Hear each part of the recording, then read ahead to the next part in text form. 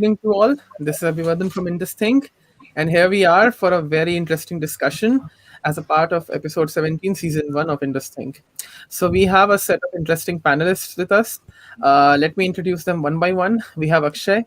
Akshay Ladi is an Indian conservative, as he call himself. We have with Akshay since episode 2 have been discussing various issues on decoloniality and Indian culture for a long time, as well as Indian civilization nationalism to some extent. Then we have G.V. Shivkumarji. He actually is much committed to the cause of Indic Today and Indic Academy. We have Machiavellian Hindu or Machiavellian Hindu, if I'm Machiavellian. Machiavellian Hindu. Thank you so much for correcting it. So Machiavellian Hindu, we will call him Mac Hindu. He is an ardent enthusiast in issues of Indic importance as well as culture and its arts, culture, and its connection with power. And we have one of the most, I would say, optimistic plus controversial people, but also very, a very informed and very enlightened, highlighted and interesting person, Opinion Bakery on Twitter. He is available at the rate India Speaks PR. So namaste, Opinion Bakery also. And let me jump on the discussion right away because I am following up from the last episode which I had with Anurag, Vakibs, and all of those people. So, ironically, for weeks and months, we have been seeing this issue that every time anything happens, people call about civilization state and say, you know what, this is my conception of a civilization state. But the problem which comes in is that it's not just about civilization state. It's also about the society which makes a state or the society which makes the global supply chain or whatsoever it is. Because at the end of the day, whether it is Israel or China or US, its people had a role in it, howsoever it was, howsoever people say it. Now, so the discussion is more around understanding two paradigms. First, in line with understanding how did the West succeed and what is the salience of the West, and we are dissecting the Anglosphere and Europe in that sense, understanding what did they do in the past, what was their as in quoted in J.S.I. Deepak's book India That Is Bharat, OET, in some ways in terms of mobility and doing things, ontology, epistemology, theology to some extent, not a larger but to some extent, and understanding what Asian countries like India should do. Because we are focusing on India, to be very honest, comparing in some sense from Asian countries like Japan and if others if necessary. And in that, do we have a different model of civilizational growth? So one model which we can have is cyclic model, which Sanjeev Sanyal very famously talks about on internet and even in various forums, that like we have 6 different seasons, I think, according to Amish Tripathi and others. It is 6 different seasons in India. Ironically, it's a cyclic thing, and our understanding has been like that. But I would like to show a tweet to reference this discussion fast, which is the important proposition of this discussion. So this is the tweet I'm sharing on the screen right away without any further delay. So yeah. So as per the tweet, which is the important proposition I am trying to make through this discussion, is that number one, first version is civilization is linear, we ascend over time. That is the Western version of it. The second is civilizational is cyclical, we return whence we came. This is the Asian, Indian, Japanese, Chinese, Korean, to an extent even in West Asia version of it. Then number 3, civilizational is helical, ascending on some axis while cyclical on other axis. And the last one, we just for references, civilization is a stochastic process where you ascend or trying, and we are just the ones who have made it farthest without dying in the trying. A grand version of Groundhog Day. So what we are proposing here is that we can go ahead with the model of V3, which is we can be helical in our approaches when it comes to civilization. Linear in some ways, cyclic in some ways. V3 is the best way, which I think we should adapt with. But private actors have a role to play. So, Akshay, I have a very simple one-liner question to you to start with this and kickstart a discussion. Why is it that the West has been succeeding for some centuries to come, and how is it that the West has formed what we call the rules-based order and what we call liberalism at a global level? Of course, it is suffering a lot. Neoliberalism, it is at a backlash and many things. But if you can give a brief outline of the theological aspect, also the I would say ontological aspect of it, I think it would be worthwhile for you viewers to understand. So I'm asking the viewers to have the red pill from Matrix first, so that you get the blue pill. So let's go with the red pill first. So Akshay, go ahead. Yeah. Thanks, Abhivardhan. It's great to be part of this panel on this topic today, including friends from Twitter such as Mac Hindu and Opinion Bakery, as well as Shiv Kumar ji, who's a guru also, I would say, of mine. So someone that I've learned a lot from. Now, on your question, I think more broadly, I think the context that you laid out for the discussion before I dive into your question itself, which is that we talk about civilization state, right? But what exactly does that mean, and how does our civilization shape our state, and how can it move to being something which is creative and actually influences all the different aspects of especially public life, right? So whether it is economics, whether it is defense, whether it is anything else, in what sense are we a civilization state? How is it that our civilization is influencing our state is kind of the broader context that you're addressing through these series of discussions that I see. But to come specifically to your question of why did the West progress, right, and the Western civilization, there are of course many explanations that are given for this, right? And from whatever I've read, just a few that I would like to cite in that light. One is we can say, I mean, at some level that all these explanations are just kind of retrospective curve fitting on something which was just a stochastic process, right? It was just random. It could have happened anywhere in the world. It just so happened that the West progressed and not anywhere else. And we are just trying to come up with some explanations to kind of force fit the data later on. Could be a possible explanation. Having said that, there are some views that people have taken of specific things which lead to progress, right? Progress as defined as increasing material wealth, so on and so forth, that we have seen in much of the West. What are those? One is a view of that progress is driven largely by the quality of institutions. This is what people like Darren Acemoglu and James Robinson. I mean, they've done a lot of work in this space, including in the book Why Nations Fail. Right? In that, what they say is that countries which have things like rights, fundamental rights, a rule of law, a level playing field, strong incentives for investments, for skill development, and so on, that those countries which have the very robust institutions are the ones that progress. And the example that they give, I mean, the reason why Darren Acemoglu and James Robinson wrote this work is because they were debunking some of the earlier explanations that were given, such as those of people like Jared Diamond in Guns, Germs, and Steel, right? Which was largely a geographical or climatic or ecological zone explanation of why Eurasia progressed. Because Jared Diamond's explanation was in Guns, Germs, and Steel that the reason that Europe was able to colonize the Americas at that time, settler colonialism, was because essentially that even if you take like germs, that the Eurasian continent meant that you had far more interaction with like animal life, right? Domestication of animals that led to a lot of germs that the Native Americans were not immune to.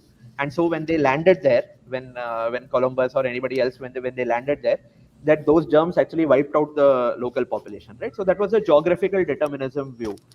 But Darren Acemoglu and James Robinson kind of contest that. They say that that's okay at very large time scales, but that doesn't explain why the West is more developed than, let's say, China or India or Japan or any of those other countries, right? Why did they break away? And their explanation was this: all these institutions, which is rule of law. Very famously, they also contrasted how North Korea and South Korea are very different, even though they're exactly pretty much the same ethnically, geographically, culturally, all of that, right? The only difference between both of them is quality of institutions, and that is what kind of explains the difference. In some ways, I mean, a similar explanation, which is less kind of complementary of the West, would be things like colonial exploitation, slavery, and so on, right? That which many people give as an explanation, which is to say that the West started settler colonialism, it started also invading other countries, so on and so forth. That led to like capital surplus, which funded the industrial revolution. Many people actually think like the simplistic view is to think that the West industrialized before they colonized, but that's not the case. There was at least like 100-year, 150-year gap between the two, where colonialism actually preceded industrialization. So In some ways, there can very well be an explanation that one gives on purely material terms, which is to say that slave labor, restrictions on trade, so on and so forth, that led to a capital surplus, which allowed the West to kind of industrialize and so on. People ranging from the more liberal school to even like right wingers and so on do give this explanation, right? Which is to say, even a Shashi Tharoor says something like the industrialization of the UK was driven by the deindustrialization of India, right? In many ways. So that is also one view that can be there. But if you look one level deeper, which is this is if you are taking okay quality of institutions and so on and so forth, one can ask a question: why did such institutions arise in the West at all, right? Why is it that rule of law or a level playing field or having rights, contracts, all of that, why did it develop in the West and not anywhere else, and not in, let's say, a China or in India, which were at least marginally ahead of the West before the West like really took off? There you have an alternative explanation, which is more of a cultural explanation, right? A book that I would actually strongly recommend on this is a book called The Weirdest People on Earth by Joseph Heinrich, right? Weird there stands for Western, educated, industrialized, rich, and democratic, right? So if you take, so he says that the West is weird, right? It's the Western, educated, understand. He uses the word deliberately as a pun, which is to say that this is actually not the default state of people around the world, right? And he traces it down to values, where he says that sociological work actually shows that the weird people, that is the Western educated, industrialized, rich, and democratic people, fundamentally at a values level are much more individualistic and analytical, whereas those in the rest of the world, including in places like India, even Japan and all, are more holistic and relational, right? So the way we approach our drishti or the way we look at the world is there is much more individualistic and analytical, break things down. The ours is much more holistic and relational, so it is much more about the individual in relation to the rest of society and so on, right? Or even society in its relation to nature, right? It's a fundamentally different worldview of how you look at the world. But again, there he traces why is it that this cultural difference developed in the first place, and he traces it to actually a very quirky thing, which is what was called the marriage and family program, started by the church in the West. This is not Protestantism, but even by the Catholic Church itself, where what they came up with was a cousin marriage ban. So the norm, even in the West at that time, was for people to marry their own kin, right? So you had these kinship networks that were there in the West, where you would marry typically someone of your own kin. Now, this is not exactly like, let's say, jati in India, but it is quite similar, which is that people would marry like their own kinsmen, which would include first cousins, second cousins, and so on. The marriage and family program that the church brought about essentially said cousin marriage will be banned, not just first cousins, but second cousins, third cousins, and so on. What that did was it weakened the kinship networks that were there in the West. So the whole relational aspect, where an individual is kind of knitted together with the community, that was kind of split up, and they had a broader association with the church. So your primary identity was not a member of your community or your clan, right? Or what they call kinship, but a member of the church. So that association then changed. What that did was then it kind of abstracted out for them, and later on when Protestantism also came in, and mass education then started, it meant voluntary association and broader associations which go beyond inherited kinship became things which became cultural values for them, right? That then finally led to the emergence of states itself. Strong states emerged for the first time, I mean, in the West. And this notion of thinking of the state as social contract, rule of law, impersonal associations, contracting in general, which then leads to commerce also on a large global scale, right? Trade and commerce, because you're able to enter into contracts with people with whom you have no personal association, right?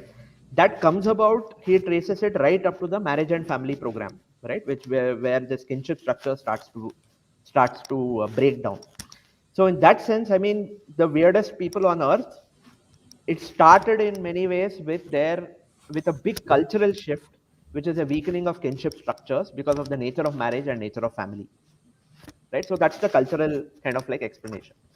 A more theological explanation. Now, one could say that this is a cultural explanation, but somewhat of a quirk, right? There's nothing per se one can say in Christian theology that one cannot like marry within a kinship or anything of that sort. There's nothing like fundamentally theologically the case in Christianity. But people like Tom Holland, which is a slightly more theological explanation, actually say that the big break of Christianity was that in many ways Christianity or rather modernity is unthinkable without Christianity. So some people see modernity as a break from Christianity, that the Enlightenment and all of that was a movement against religion. But what Tom Holland, authors like Tom Holland, what they say is that actually a lot of our modern values of modernity, what is called modernity today, human rights, equality of man, so on and so forth, he traces right back to Christianity. And he says the pre-Christian world didn't have those as fundamental values at all, right? That, the meek will inherit the earth, that there has to be like equality between people, so on and so forth. He attributes a lot of that to Christianity and the whole Christian view of life itself. So whether you take a more materialistic explanation, which is colonizers kind of exploited the world, did slavery, all of that, that led to their development. Whether you take an institutional explanation, a cultural one, or a theological one, these could be some of the factors that explain why the West progressed. Now, as I said, I myself, I mean, as someone who consumes all of this and who reads all of this, I find value in each of these explanations. I do think, however, that we shouldn't over attribute and overfit, right, to say that development is a consequence only of any one of these factors, right? I think it's a combination of all of these plus serendipity, right? So to some extent, dumb luck, right? Which is why what we see is that for the large part, the rest of the world, even if you take a Japan, I mean, now the most advanced place on earth is no more necessarily like, let's say, Europe, right? Japan, Taiwan, South Korea, all of these are richer countries than the West in many ways. And have they fundamentally become totally different from what they were earlier? No. They haven't become Western countries. There is a distinct difference if you go to a France versus you go to a Japan. There is a difference between these two societies. And in many ways, the Japan has been able to modernize not by fully like sticking to their past, but by coming up with their own synthesis of both the new and the old, right? The modern and the old, the Western and the Japanese in many ways, for them to be able to progress. So I don't think that any of these is necessarily a, a necessary condition without which it is unthinkable that a country will progress. But I do think that these are all explanations that are worth considering, which is a Christian theology which kind of looks at man as the center of the universe, nature as something which can be exploited by man. In many ways, that also is a part of industrialization, right? Which is that you can use the resources that are there on earth because they're given to you by God for you to exploit, right? So that's a theological kind of view which could explain material progress, industrialization, so on and so forth. Whether it's a cultural explanation or an institutional explanation, I think all of these have some merit in thinking about why the West progressed. So that would be kind of like my view about this whole view of why the West progressed. What the implications for India and so on, we can cover in the later part of the conversation. Great. Uh, I think that's a very heavily, I would say, succinct way of explaining why the West progressed, and I think the interlining points can be discussed in the middle. So, in case if anybody wishes to have a follow up or wishes to add some 2 or 3 points, or like 2 or 3 minutes wishes to take, I think please suggest. So, let me suggest. So, Opinion Bakery, would you like to take it? Something you wish to add something? Definitely on the third point about the West, the people from the West being weird. I think that becomes very evident from now that we get to work with people from Europe or especially America on a frequent basis. I think we often encountered them in various lines of work. We can easily see that the job, the thing they do at the office, is the central part of their identity, and everything else, whether it's family or even holidays and things like that, it is on the peripheral, especially for an American.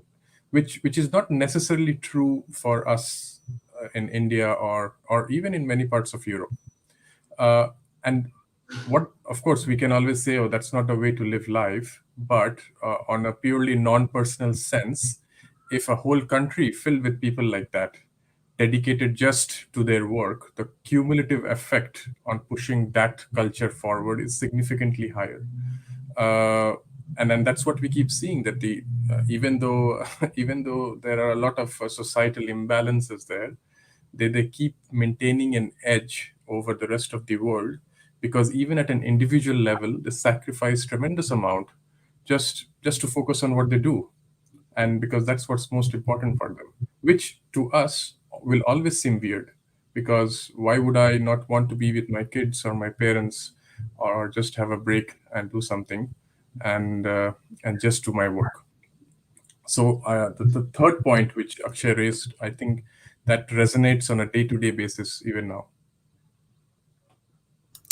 Great.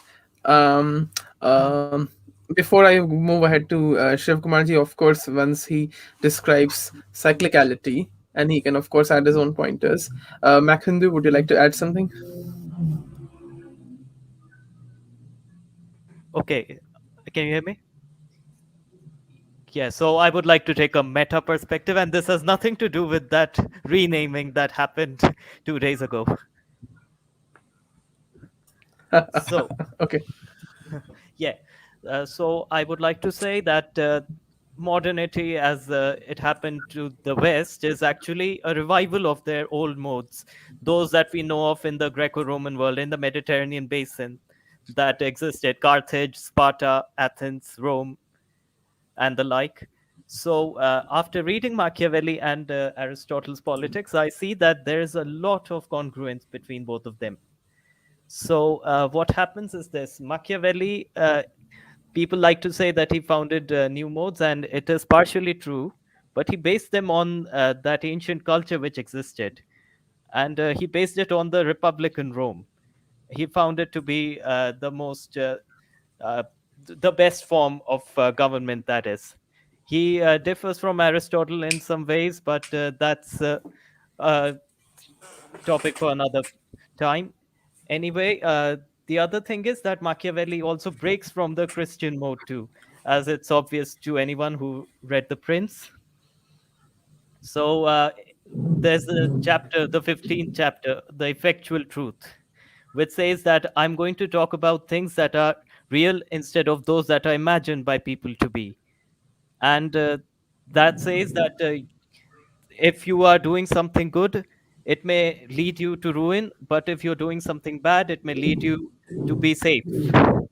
So there's that break between Christianity, which said you have to be good at all times. You cannot do bad actions. You always have to do good actions. So there was that break. And other than that, the thing is that that part of the world is very military in its virtue. So Aristotle says that when you have a multitude with the ruling virtue, that multitude is necessarily very military. And we can see that it led to the colonial expansion that we know. It is just their ancient virtue in action in one way. But as we all know, that Christianity came to them and all, and we can see the conflict in them already on these sections of internet, that there are people who are trying to revive the old polytheist traditions, and some who are practicing one they have inherited. And we can see all the wars between papal followers and all these kinds. So the conflict has anyway been there uh, 500 years ago, and it has manifested here today too. We can see the crisis happening because these two moralities are somehow not able to reconcile themselves. They cannot anyway. So as Aristotle described six kinds of governments, I have spoken of anyway. We see that the polities spread around the world is because of the mass education facilitated by the printing press.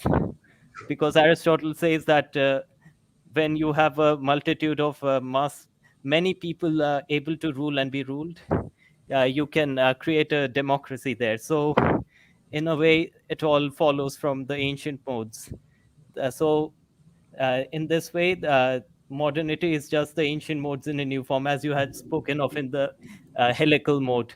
It progresses, but it also cycles along that axis. And apart from this, that should be all for now. We can elaborate on it sometime soon. I'll have essays coming up on that. Sure, definitely. So, okay, let me pass the buck to GV Shiv Kumarji right away. And my simple question, one liner question, as the viewers are watching right now, is what is cyclicality when it comes to the Indian civilization itself and its basis? I think you can very well lay it down from the perspective of Shrishti Sthiti Laya and the relationship between Dharma and Rith, and maybe in those regards we can discuss much further what cultural salience are we trying to talk about, because it's a multidisciplinary aspect, and we are not the arbitrators of some final solution, but we are saying that yes, maybe through this discussion people will ignite and think more beyond usual problems. So I give it over to you. Thanks, Abhivardhan.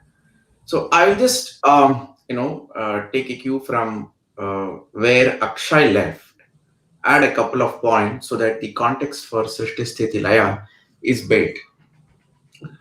So many years back, I read a beautiful paper by Dr. Roddam Narasimha, who was the National Aerospace Laboratories head, a genuine intellectual of India. I think he established National Institute of Advanced Studies, and that side of it is kind of not well celebrated. We know him only as a scientist and the head of a great laboratory.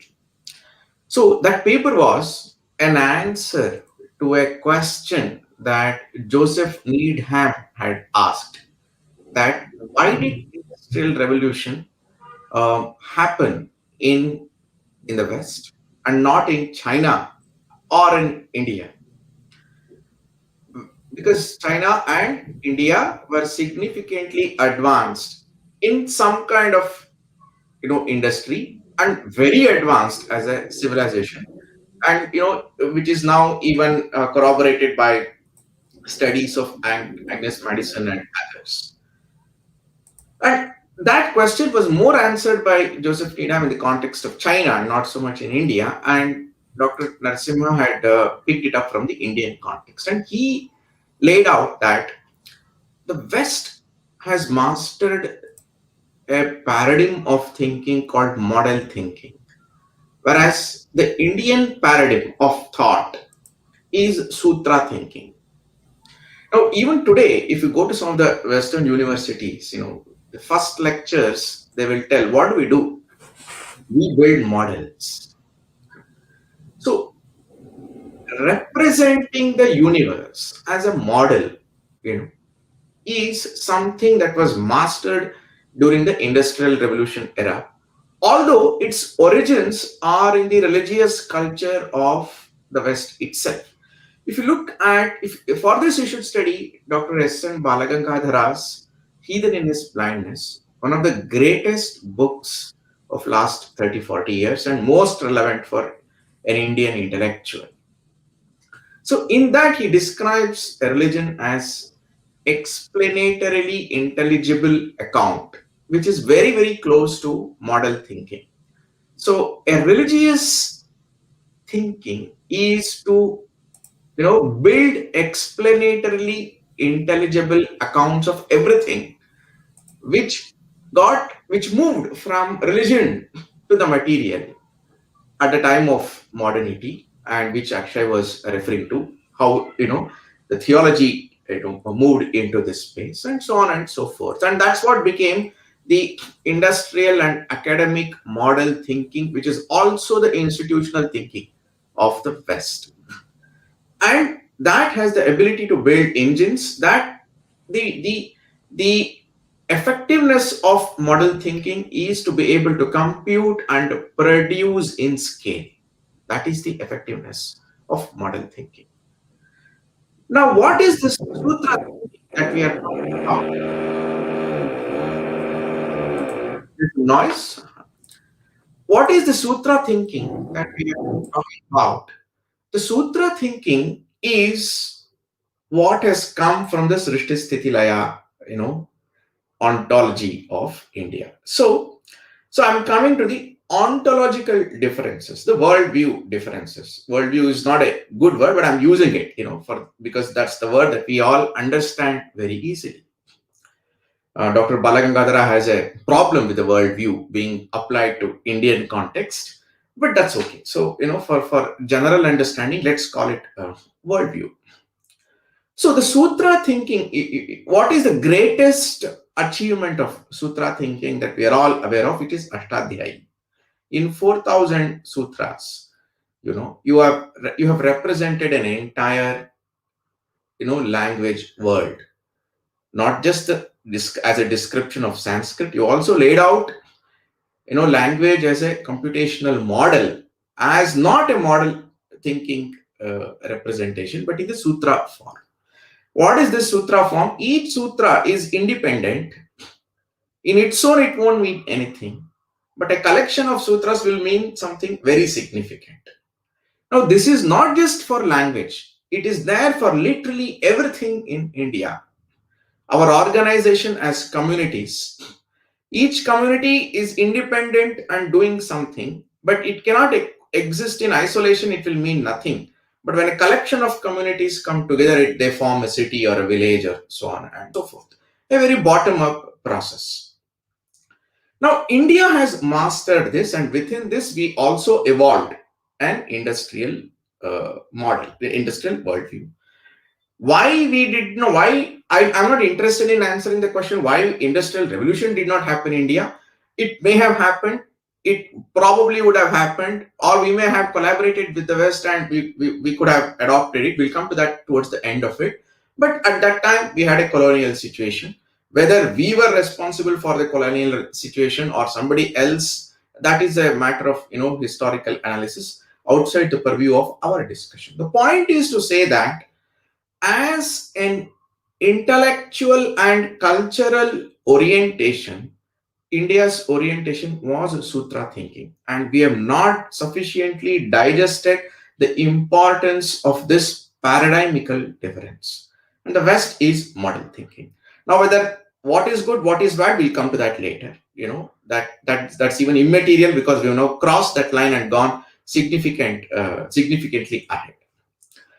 Now, why did this Sutra thinking evolve in India? That is the most important thing.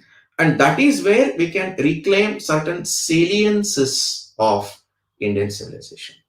For that, we have to step into the Srishti Sthiti Laya imagination. And this is, extraordinarily important. Indian view is that the universe, the fundamental nature of universe is sthiti. And what is that sthiti?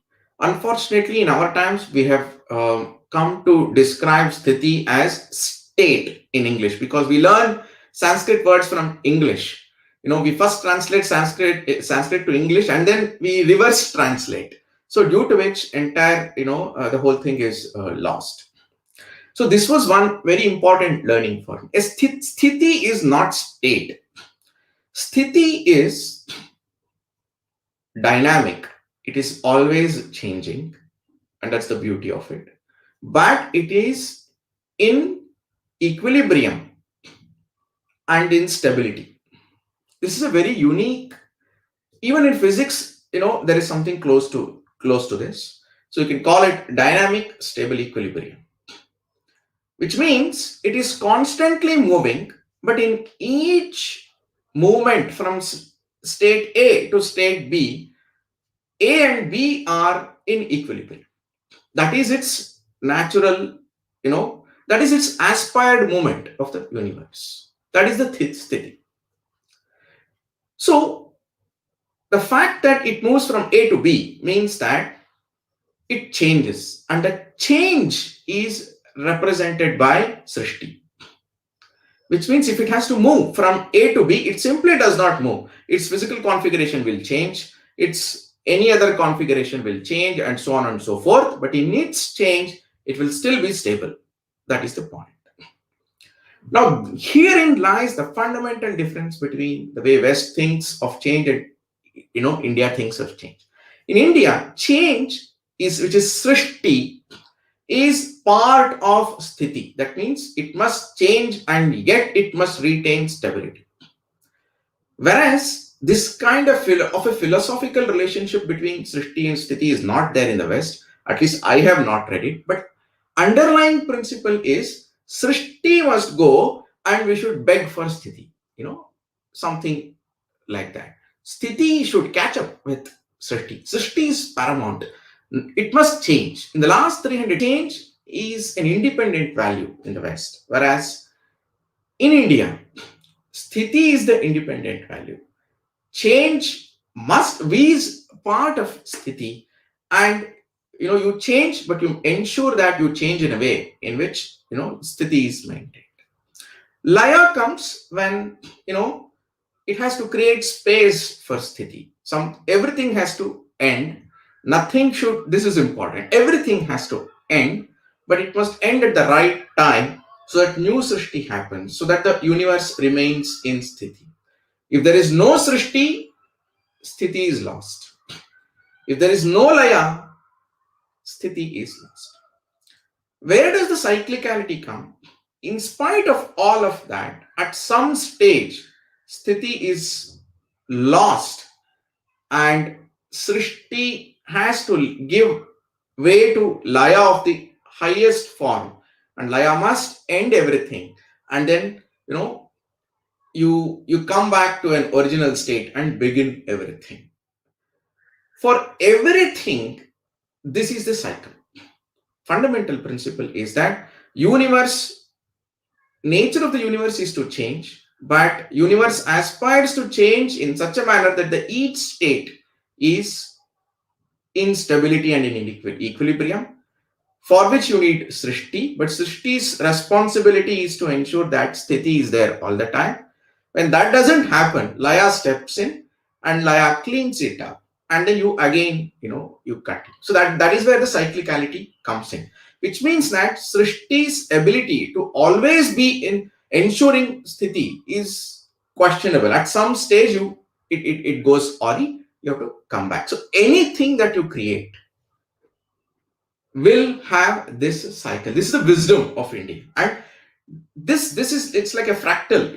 It's like how he talks about Amritanshu talks about fractal mandala. Now this kind of a cyclical thing is there at the highest level in the universe, and for anything that we do on the ground as well. As a consequence, our sense of progress and development are not universal. It's not forever progress and development. Nothing is a computation or computers constantly becoming better and better is not progress for us. At some stage, at each stage, our only evaluation is sthiti maintained? That's the question for us. So ours is an outcome oriented civilization, and that's why we were never a metric oriented. So we'll come to that metric part at maybe in some other discussion. We should take it up as to why a metric oriented civilization will get into problems actually, but that's a separate debate. So this is where the cyclicality comes into picture. Now where is Sutra coming in? Now the Sutra is that, now we said that universe moves from state A to B constantly, but strives to be in sthiti. Now, which means there are bad sthiti spots and good sthiti spots, in this constant change of the universe. This entire collection of spots where the Srishti, the universe is in sthiti, the paths, they are not easily determinable. You can't see it, in great grandness, but you can organize a set of principles and you can pursue those principles so that the universe is approximated to be in that sthiti. That is how the life was organized for us. So you don't, if you build a model, it's difficult. But if you organize it into 500 principles, each principle is easily usable by a common man. For example, alignment to nature. A community living in one forest can organize itself around 300 principles and pursue those principles and not try and measure metrics. That is a sustainable way of living, and that is why, and those principles are nothing but Rita. So that is why the path of life is far more important in the organization. So if you look at any community's set of rules, guidelines, principles, you will not be able to easily visualize, know what it is going to achieve. You will need to spend a lot of time with the community to understand, what's happening within that community. Only then you will understand that the set of principles makes it easy for them to pursue Rita, pursue the good path of Srishti, and good, and constantly being on the sthiti. This is called Rita in Vedic philosophy. It is the universal principles for the cosmic order. Universal principles are only for enlightened people, but you can visualize a version of it within the community that you are living on the ground and pursue it. So this is the, this is where the Sutra thinking comes. So this is the ontological differences. Now coming to your salience point, I've just established what is the worldview difference. Now what is the civilizational difference that we can get from this, and what is it that is, that we can take forward in the coming in future. We have the consequence of all of this is that diversity is a consequence of this thought. A sustainable system design is a consequence of this thought. Now, these are some of the problems, these are some of the opportunity spaces where India alone is in a position to contribute to solutions for problems that are currently there because of model thinking.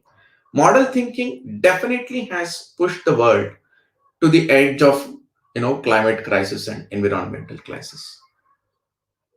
It is the Sutra thinking that will help us get it back, into a sustainable system design, paradigm, and a perspective of community life.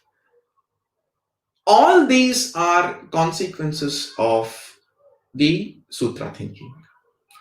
All these are consequences of the relationship between Srishti, Sthiti, Laya, where Srishti is subordinated to Sthiti. Whereas in the West, Srishti is having an independent existence, and Sthiti has to constantly, catch with that. Now, a consequence of all of this is that what is a problem and what is a solution is very different in India compared to, what it is in the model thinking. For us, a problem is when we move away from Sthiti, that's a problem. So unfortunately, we do not have a means of measuring what is our distance from Sthiti. If we could do that, I think we would have had the best problem solving paradigm for the future, and that is what we must strive for also. But the point I'm trying to make is that the civilizational salience of India comes from the fact that if we move away from Sthiti, we ought to move towards Sthiti. And that is the problem. The problem statement is, how do we constantly keep ourselves close to Sthiti? How do we perceive it? How do we organize a set of principles, a set of sutras to measure this without having to be sages, and build or rebuild all our institutions in that direction. I think that is, and this is not a small thing that we will not get there in 20 years, 30 years, or so on and so forth. But the first thing is to recognize that for us, progress is moving towards sthiti. Progress is not creating a better version of an existing computer today or better version of something else today. So the civilizational salience we can discuss further, but I want to stop here at this stage by asserting that it will come from our recognition that our thought paradigm is that we must be closer to sthiti. And how do we compute that closeness to sthiti? And how do we reorganize our problem solving machinery to identify a set of problems? Okay, if we solve this problem, our next step will be closer to sthiti. Like calculus, we need to establish that. Details of this salience in what material disciplines, what it means, I think will come to that at a later stage.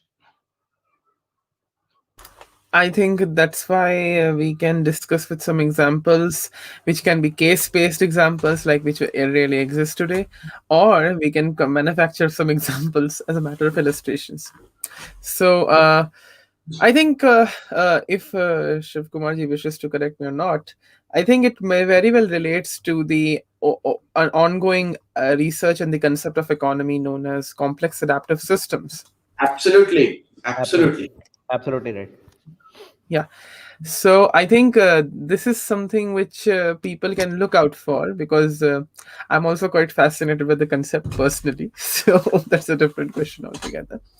So I think a good build up has been made on understanding cyclicality. And I think since the challenge for us is whether we will be version 2, which is cyclic, or whether we will be pursuing heliocentrism, is something which is a bit of a challenge. So I'd like Akshay and Mac Hindu and then Opinion Bakery to add their thoughts. So Akshay, here you go. Yeah, sure. Before I get to this cultural salience part, I have one point to add to what Shiv Kumar ji just said, as well as one question for him, right, before we frame the rest of the discussion. The point to add is really that, as you rightly noted, Abhivardhan, in many ways, what he described in terms of the Srishti Sthiti Laya, in terms of all of that, is there are glimpses of that is being seen even in the West in terms of the limitation of model thinking. True. And the need for complex adaptive systems instead. What is a complex adaptive system? It is to say that I cannot, with a set of first principles, build a model that predicts a path of a complex system, right? And to do that is foolishness. What I should instead do is have a sense of heuristics that allows me to navigate such a complex world and make adjustments and shifts accordingly. That's essentially like the notion of a complex adaptive system, which is that it is evolutionary, that there is trial and error and tinkering, and there is feedback loops which you then use to see whether the tinkering is working or not, and that's how you kind of modify your path to be able to kind of progress in quotes beyond that, right? And Sanjeev Sanyal, I think, is very articulate in kind of explaining the whole complex adaptive systems and all of that approach. I also want to point out that even like in the West, in particular areas, I mean, people are seeing that. I mean, complexity theory is an entire field of study in the West itself. The use of such evolutionary thinking in economics in particular is something which is coming about now. So I mean, even if you look at Yuan Ang's research on China, one of as to why China progressed, the point that she makes is that it wasn't a grand design that someone sat up with. Neither did they say that, to link it back to the explanation I was giving earlier on why the West progressed, that the good institutions makes you progress.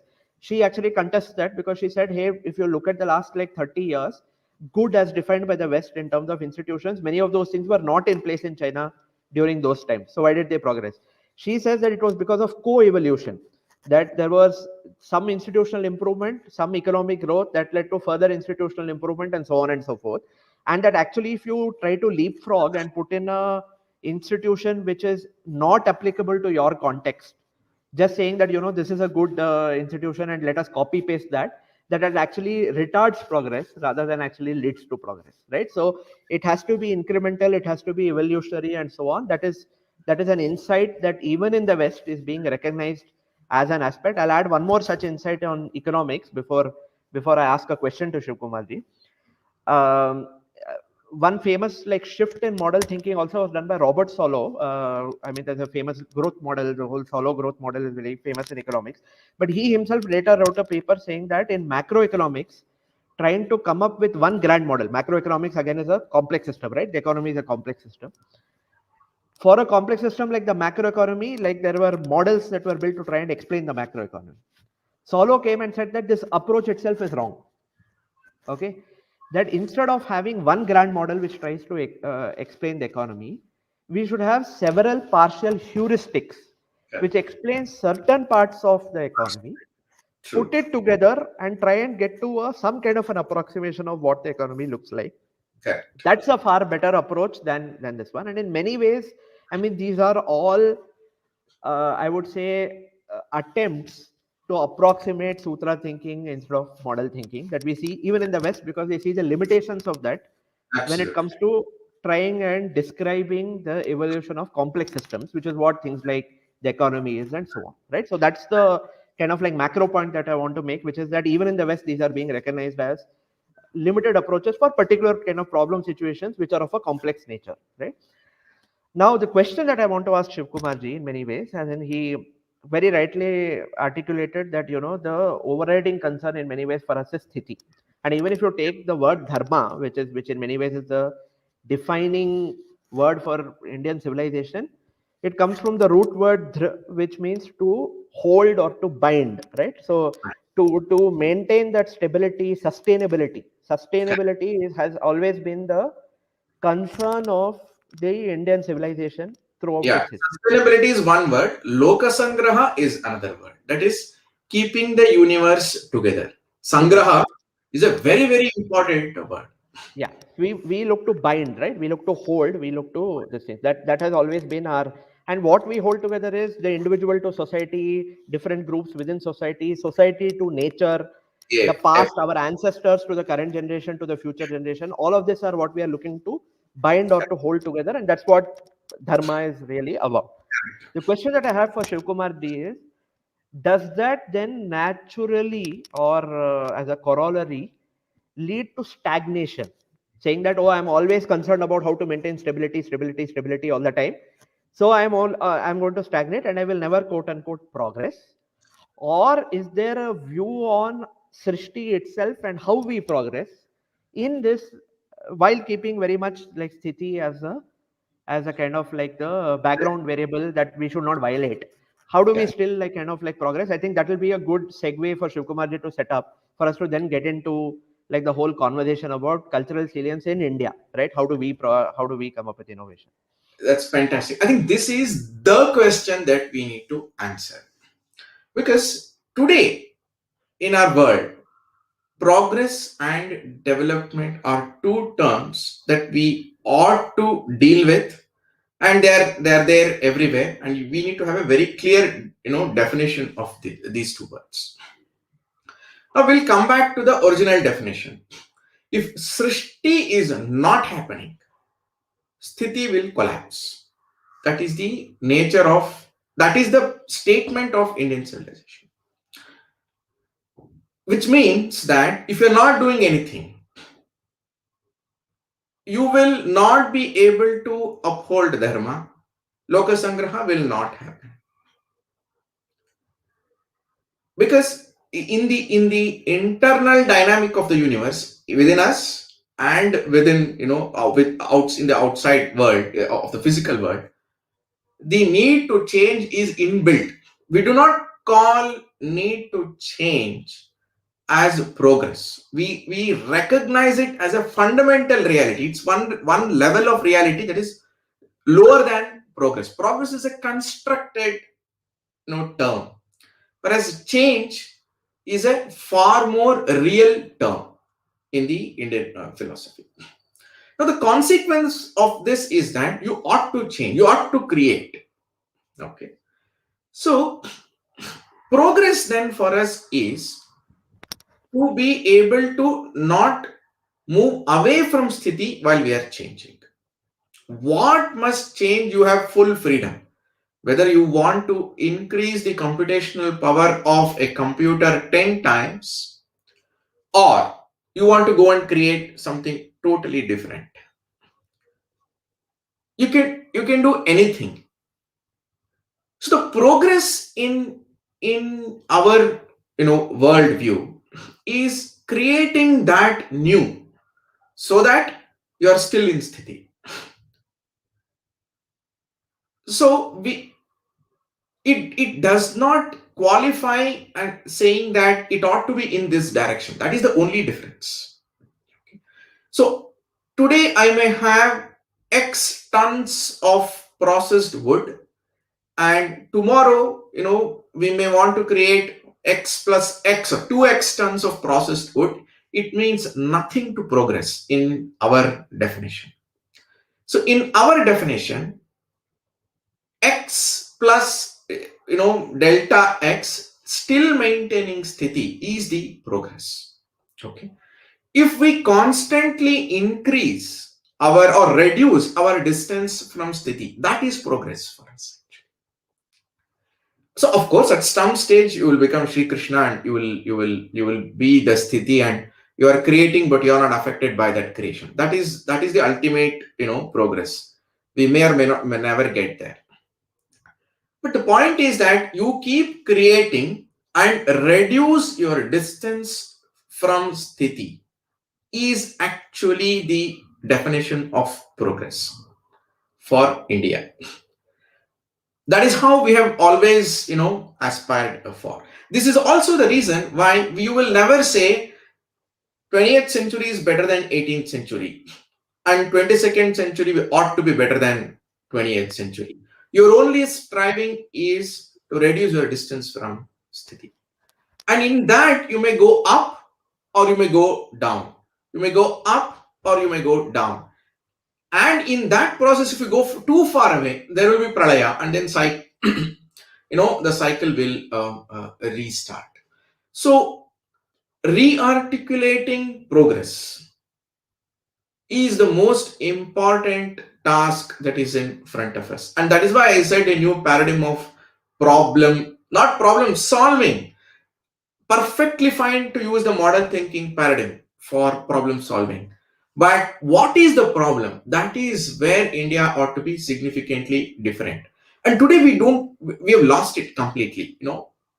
Today we are not in a position to say, we are this far away from sthiti, from the best state that is possible, within this configuration. We neither have the intuition to talk in that language, neither do we have the intellectual instruments to talk about that and to represent that and compute that, nor do we have the cultural confidence that this is the essential difference between India and the Eastern civilizations, or even the ancient civilizations. A lot of ancient civilizations thought like this. We don't have to think of only India. Of course, India developed some sophistication around that.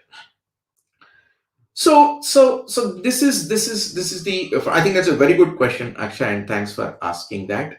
So in change, moving closer to sthiti, that is our definition of progress.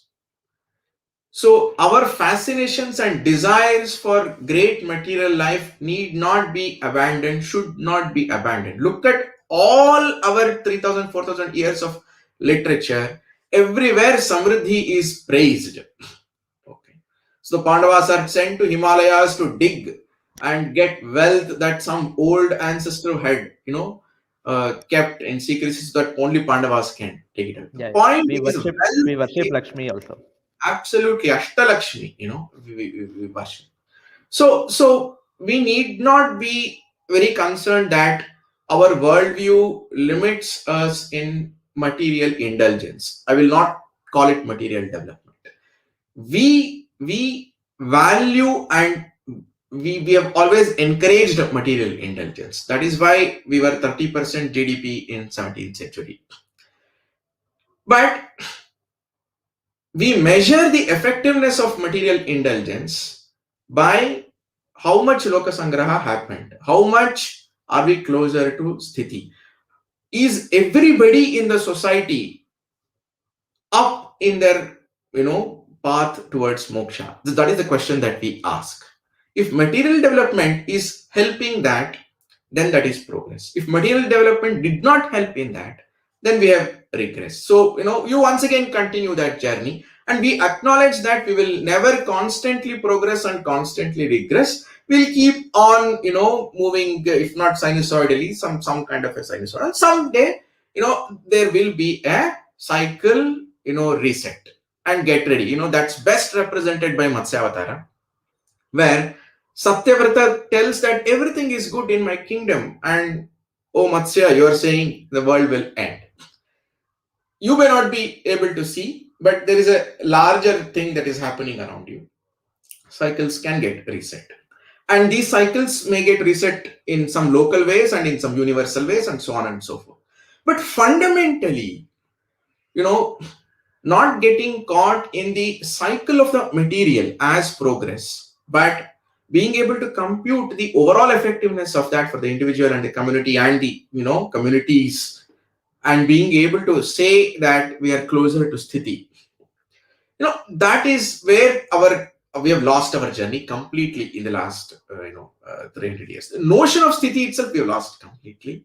So it will take a while for us to be able to rethink all of this, especially in modern terms, in modern intellectual terms, and then bring all of that into modern institutions.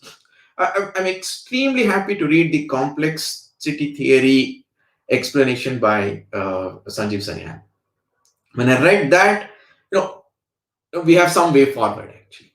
But I think still our confidence in articulating the essential centrality of Sthiti and redefining progress in relation to that, I think that cultural confidence we still have to get. I hope I answered actually. Absolutely. Great. So I'd like to add something to this. 2 pointers before we go ahead with cultural salience. And I think Mac Hindu and Opinion Bakery can add their pointers there only, I suggest.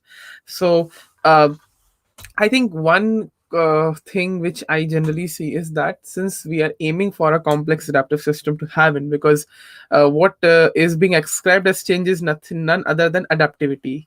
And the best example I find near to understand is how we seek environment, how we seek prakriti in general, woods and everything, and how we see the relationship. Second thing is, since whatever we see, modernity or post-modernity in the West, preferably more in the Anglo part and less in Europe, what happens there is that their assertion of modernization, because of we see the role of Meta, which was early Facebook, or we see SpaceX operations, or we see the role of wokeism as a conflict society idea, or the American dream as we call it. All of that is somewhere down the line creating a kind of a limbo for other civilizations per se to pursue their own models anyways, because in a realpolitik, even development or ideas of not progress, I'll say, but I'll say change, are something which are anyways combated between the West and the East. That is why the environment secretary of the minister under who is Bhupendra Yadav under the union government, just before Prime Minister Modi is going to Glasgow, stated that the zero emissions goal cannot be achieved because it's disproportionate in many ways. First, you have to ensure that that actually doesn't happen anyways. It's not like you just I don't know what, you use the credit card and you just pay it afterwards. Environment is not your credit card. That's the simplest way I would put it. I think this limbo that we have, it's a realpolitik issue, yes, but I think it's a larger issue of how we see development and cooperation amongst. So I think that is something which, in order to achieve that adaptivity, towards sthiti is something which India and other civilizations would have to, follow suit accordingly as to how will they do it. So let's get on cultural salience right away. So, on cultural salience, I would like Mac Hindu to start because I think he can give some aspects on art and culture and what cultural salience really means, why we need cultural salience in India. Meanwhile, I'll also share some samples of some music which I would like to refer from Eastern Europe and Indo European countries to show what actually I mean by that. That's a very interesting way to do so, but I'll not do it right now. So, viewers, please stay with us. So, Machindu, here you begin. Explain the viewers what is cultural salience. Then Shiv Kumarji and Akshay, and then Opinion Bakery can add him. So, go ahead. So, cultural salience, as I have understood that, it would mean that your worldviews through the medium of culture, that is your music, your dramatic arts, your visual arts, performing arts, all of them, how much are they saturating the airwaves, so to speak. So as we can see that American cartoons, we have all watched them in childhood. If you, I have certainly done so. I can't say for the others as much. So there was a lot of American uh, work on the television when I was young. Apart from that, there was the Japanese too, the anime, as we all know it. So these two are the most culturally salient things in animation, so to speak. And apart from it, we know that orchestral music to the Western classical form, it has been adapted by the Japanese too. If you hear their animes, a lot of them, the much more older ones, they employ that. And we have also seen the Carnatic music tradition adopt violence in their compositions. So in this way, that form that was once a norm in one part became something that was adapted by others too and contextualized to their own works. Anyway, that was so for an example. Let us move to the Indian tradition, so to speak, and I will concentrate only on Natya. So the origins of Natya are, as the Natya Shastra says, that in Satya Yuga, everyone was happy. There was no lack of things. Just by the power of mind, you could achieve everything. But as the cycle goes on, people start to feel the grip of desire and of unrequited desires. And because of this, Brahmaji calls upon the four Veds, and from them he draws upon elements and composes the Natya Ved. And also, so that the Shudras in the text, as described, they are not deprived of the wisdom of the Ved. That is why it was created. So it is a universal form, so to speak, for everyone that is there in our society, and you could probably extrapolate it to all of the world. Anyway, so that being spoken, Natya is a form that can actually transport all of the ideas that we have been discussing out here to a wider audience if we know how to employ that. And because, as I said, it is universal, it's going to be the best medium to transfer everything. And because of the internet economy, even better. You don't have monopolies of certain studios, certain people to stop your work from being broadcast to any audience that you plan to broadcast it to. Anyway, now I will speak of a bit of storytelling traditions here, uh, as described in the Dashrupak. So it's always in 5 parts, that there are 5 segments of the plot, 5 elements in it. And these all fit together. This is something that I found, which is quite elaborate, very different from the Western view, which is 3-part, 3-act structures, because we have 10 types of plays actually, and even more if you take Raja Bhoj's work. And all of these 10 have different specifications. Which style are you going to use? Satvati, Aryabhati, and the like. You have specifications for that. You have specifications for acts in it. You have specifications for which type of story will it be in the play. And the thing is that it also allows you a little freedom to compose your own plots, as well as deriving it from already existing literature. And let me take it to another point which is related to it. It is the Purusharth of calm, and calm otherwise in a psychological sense, and seduction, which also uh, is related to this. And if kids are hearing this, please cover up your ears. It may get a little dirty. Anyway, so moving on to it. Calm is a purusharth, as the tradition says it so, that you have to attain dharmarth, calm, all three, then you can move to moksha. Because after you have attained it in a sustainable form, you can then move on to moksha, the ultimate aim, that is, according to the traditions that we have. But I'll have a little bit of observations from the literature around us, from the Mahabharata. So Bhim talks about calm as the best of Purusharths. And he says that calm is something that enables you to obtain dharma and arth. That calm, as spoken of in the Nasadya Sutra, it is what enabled that which was wrapped in the waters to expand, and thus creation came around. So calm is something that is the route for obtaining the other two purushas, rather all the other three. And I've also found that it is never in a linear order that you attain the purushas, but rather they go concurrently. That it's never about that you are going to go dharma first, arth then, calm then. They all are together, just like the fire triangle. If one goes, the fire will never be kindled. You have to have all three coming together. Anyway, so Absolutely. seduction is a subset of calm. Now, viewers here may think it's about getting a girl, getting many girls, and all that, but it's not as simple as this. It concerns itself with the mind too. So, as Robert Greene in The Art of Seduction, he has collected a lot of world literature, Eastern, Western, and he has quoted the Kam Sutra there as well, the Richard Burton translation. I'll leave the viewers to decide the veracity of that translation.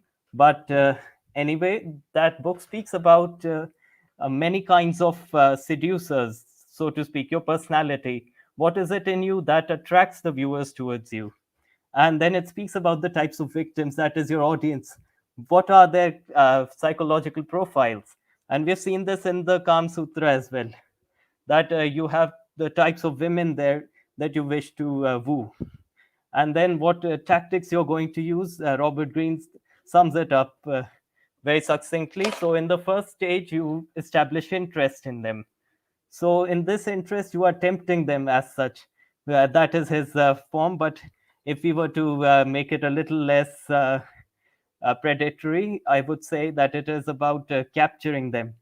Just like there's a tale with Shivji when he captivates the minds of the wives of some rishis in the forest. Now, it is said that he seduces them, the plain meaning, but in the deeper meaning, it is that he captures their intellect. It is that seduction that we aim for when we look at seduction, if we have to, for ourselves in our cultural salience. That whatever we are presenting to them, it has to be something that captures their minds. And another thing Robert Greene emphasizes is insinuation. So for this, I would like to quote the Brihadaranyaka Upanishad with the Yajnavalkya Rishi's proclamation that the gods love the paroksha and hate what is plain. So if you are to use more cryptic language, which makes them captivated, and a real world example is Mark Antony in Shakespeare's Julius Caesar. His speech is world famous, no need to quote that. So, how he proceeds is this. First, we know that the audience is always disposed to hate Julius Caesar because Brutus said so. But then, with a lot of skill, he convinces them to avenge Julius Caesar instead. So, in this way, you see, This is seduction at work. Robert Greene speaks about this as seductive speech. And then there's seductive writing too, which is just this thing in words. So when you write something or say something, if it can be spoken, if it can be viewed in many different ways, it fascinates people. And we have seen this in our literature too, that something is written, the plain meaning is something that escapes us. It escapes all explanation, normal explanation. But when you dig deep into it, it starts to make even more sense. So if you could take that to the common people in this way, that whatever you say, it becomes something that they want to decipher something, and it captivates them more and more, and it captures them. Then you start to become uh, culturally ascendant. So the West, as such, while it is a function of power too, how much of influence you hold in the wider sphere. But the thing is that apart from that, if you could just capture their minds, so to speak, with what I've said, it makes it even easier to achieve cultural salience. So many examples abound in the book, The Art of Seduction. I would suggest everyone should give it a read. The conclusions of it are not exactly the best. He has given two paths at the end of any seduction. You either leave them thirsty after having given them a lot of pleasure of the mind, or you continue to sustain it. And the latter part we can always use in our married lives, so to speak, and otherwise in our relationships with people. So that should be all for now with regard to seduction and drama. And thank you. Great. So I would then ask Aksha to put forth his points on cultural salience. Post then, Opinion Bakery can go ahead because I think we have not given him a chance to speak. And then, of course, then Shiv Kumarji can continue. So, Aksha, Yeah, here do you you go. want to go to Opinion Bakery first because he's not spoken? Sure. Okay, so Opinion Bakery, if you wish to, you can speak now. Go ahead. Sure. Firstly, I would like to thank Mr. Shivakumar for the discussion on Shrishti and Sthiti. That was definitely something new for me, and I really enjoyed it. And I was imagining a future because you also mentioned how we have lost that ability, which I definitely would agree with. And I was imagining a future where someone in the West finally does learn about it, or rather invents it within quotation mark, and then comes and teaches us. And then we begin celebrating it and says, wow, these guys are so cool and clever and they keep teaching us new stuff. And I wouldn't be surprised if something like that happens in the medium term future. On the topic of cultural saliency, I think, Abhivardhan, what you had inquired was, can we see Indians achieve that as private actors, as entrepreneurs or in politics or legal innovation? And I personally am extremely optimistic that we are heading in that direction. Of course, as someone with very little attention span, I always look to very short YouTube clips for inspiration. And I do something which really struck me was a small video clip of a TV show about John Adams, who was the I think third president of the United States. So the TV show was about his life, and it showed John Adams in France along with Benjamin Franklin, where they were there to ask for French help in American Revolution. And so he was sitting at dinner with all the French aristocrats, and this is pre guillotine days, so everyone pretty sophisticated and into culture and arts and everything. And someone asked John, "Do you like the opera?" And John Adams replied that, "No, I have no taste in music whatsoever." And everyone laughed at him. And then he responded saying that, "Look, my job is to study war and politics. And that will allow my child to study agriculture and navigation. And then his child can study art and opera." And I think in India, we are at the stage where we are studying agriculture and navigation in terms of computer science or engineering and medical. We make fun of the fact that, oh, everyone is going to medical college and engineers, where are the artists, etc., etc. That's because we are not there yet, where we have addressed the question of basic needs completely. But I think we are close to ending that period. Hopefully our kids, I'm not that optimistic about my kids, but hopefully our kids will be in a position where they will be able to pursue uh, cultural hobbies as well as interests. And you can already see that there is a huge demand and hunger for it in the country. Even a single Sanjeev Sanyal here or a Vikram Sampath there, that itself so clearly illustrates the existing mediocrity that everyone wants to read them and talk about them. So just imagine 100 or 1,000 or 10,000 of those people. And again, in this respect, if we look next door to China, the the biggest, or rather the hottest science fiction author in the world right now is this guy called Liu Cixin, or I hope I'm pronouncing his name right. And his parents used to work in a mine, born in a village. During Cultural Revolution, they were kicked out or here and there, etc. But of course, because now China is a middle-income country, you have people like him emerging who are, I mean, could you have imagined the best science fiction writer in the world would be a Chinese dude whose father used to work in a mine? Highly unlikely. So I would not be surprised that we see a number of people, all the people of families who have resolved the question of wealth and survival, uh, create tremendously exciting new ideas. And those ideas have to be Indian, because at the end of the day, you usually always do things which you are naturally close to.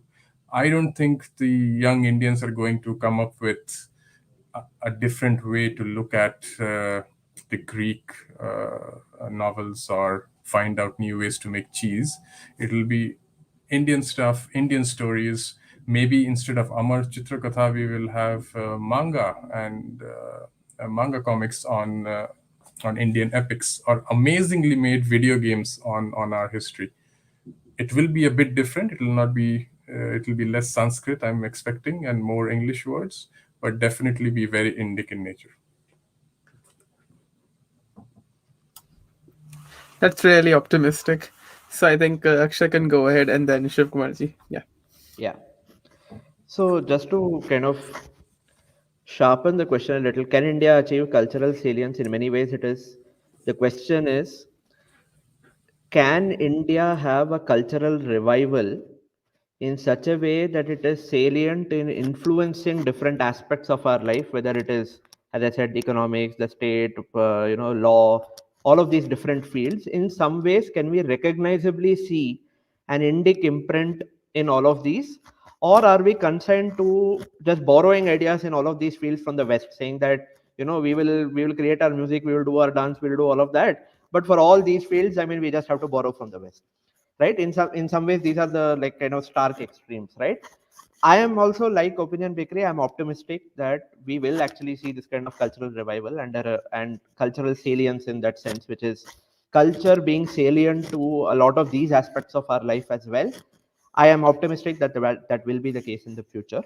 Not just because I mean materially we'll be better off, and in general there will be like greater creativity that gets unleashed because of just sheer greater material wealth, right? Which gives you the ability to be able to do that. Not just because of that. I have a slightly more what one can call an almost philosophical view as to why I think that the time is right in some ways for a cultural renaissance in India, right? And why is that? I want to actually start off with, how does innovation happen in general? What do we know about innovation in general? And then I think I'll relate it a little to like why in India will we be uniquely placed to actually have a kind of innovation boom in many ways, right, across many areas. So how does innovation happen? As in, I think Matt Ridley, in many ways, if I have to quote a Western author, Matt Ridley has a very good book called How Innovation Works, which everyone should read. and it actually debunks a lot of notions that people have about innovation. What is the kind of like classic mode is almost to think of it as invention. There's a great man, he comes up with an idea, and that changes the world. This is how like we are kind of, this is the simplistic almost like view that we have of innovation, right? Which is that it is an invention by a genius. What Matteredly kind of documents in vivid detail with lots of examples from history actually turns this entire thing on its head. In what way? I mean, if I have to kind of like oversimplify, I would say in many ways he shows that innovation also is a complex adaptive system, or it is an evolutionary process. That it is not to use a favored term from people in my field also, like in finance and all of that, which is disruption. He actually shows that a lot of it is not disruption, that it is actually like incremental building on what exists and being very alive to context. That's what leads to innovation, right? So for instance, I mean, like if you say that who invented the motor car, this is not a question that can be answered very simply, because Ford made the motor car cheap, Maybach gave it lots of its features, Daimler got it running properly, Benz made it run on petrol, Auto made the engine cycle. All of these things had to come together for the motor car to be what it is today. So a lot of things had to come together, made by different people who are also building on what already existed, right? For an innovation to really happen. So the first thing to note is that innovation happens by several things kind of like combining and coming together incrementally, kind of propelling it forward, as opposed to like one flash of insight, one eureka moment which kind of takes it forward. As a consequence, what you'll also see is that innovation or even invention is usually simultaneous. For example, Matteredly also quotes light bulb, for instance, which we say that Edison invented this. 21 different people at the same time claim to have designed or improved the incandescent light bulb. Okay, at the same time. Now the question is, why did they plagiarize it from each other? No, it can be shown that actually some of them didn't have anything to do with each other. They were not even aware of each other's work. But pretty much in the same time period, all of them came up with that, right? With the light bulb. Why did that happen? Because if you are responding to context, if you're building on what exists, if you're connecting dots, when the time is right, when there are several micro inventions which have to be combined together for a major breakthrough, when all of those are ready, multiple people actually end up connecting the dots at the same time, right? And because multiple people connect the dots at the same time, you have this process of simultaneous invention or simultaneous innovation. And he shows actually that pretty much almost a lot of the examples that you see in history, you will actually see simultaneous innovation, things being invented at the same time independently in different parts of the world, with people who have no awareness of each other, but who are all building on the same knowledge base that already exists, right? So because they are connecting the same dots, they are able to invent it or innovate together, right? Or at the same time, simultaneously. The other point that I want to make about innovation, and then I'll come to why in India and with Indic knowledge systems and the Indic Drishti, why we are particularly well placed for this. The other thing is that Matt Ridley uses a term, it's a slightly inelegant term, but it brings out a very good point. He says innovation happens when ideas have sex. What he means by that is that when you have two different things which seem totally unrelated to each other, you combine them together, right? So for instance, a way of looking at biology, you port that into economics. When you combine those two ideas, that's when you actually like have a breakthrough, right? For example, even in the case of computers, I mean, people who see the history of computers, the ENIAC, which in some ways, I mean, people call the first computer, that had the idea of vacuum tubes. But the Mark I, which was a separate project of computing, that had storable programs, right? It was only when these two ideas were combined, that you have a vacuum tube and you have storable programs, that you have the modern computer as it exists. Now, these were two different ideas, which, to use Matt Ridley's terms, you combined, right? So you or they had sex, to use his term, for you to come up with this new child of both of them, which is the modern computer. So his point is that innovation actually is recombinant. It is a It is a way of putting together what already exists in different fields, and that causes an advance or that causes a breakthrough. Now, these are some of the main points of innovation that I want to note. That it is incremental, that it builds on what exists, that it is contextual, and it is recombinant. It's about combining different ideas from different fields. That's what causes innovation. Now, if this is what innovation is about, what kind of society or what kind of mindset will lead to a lot of innovation?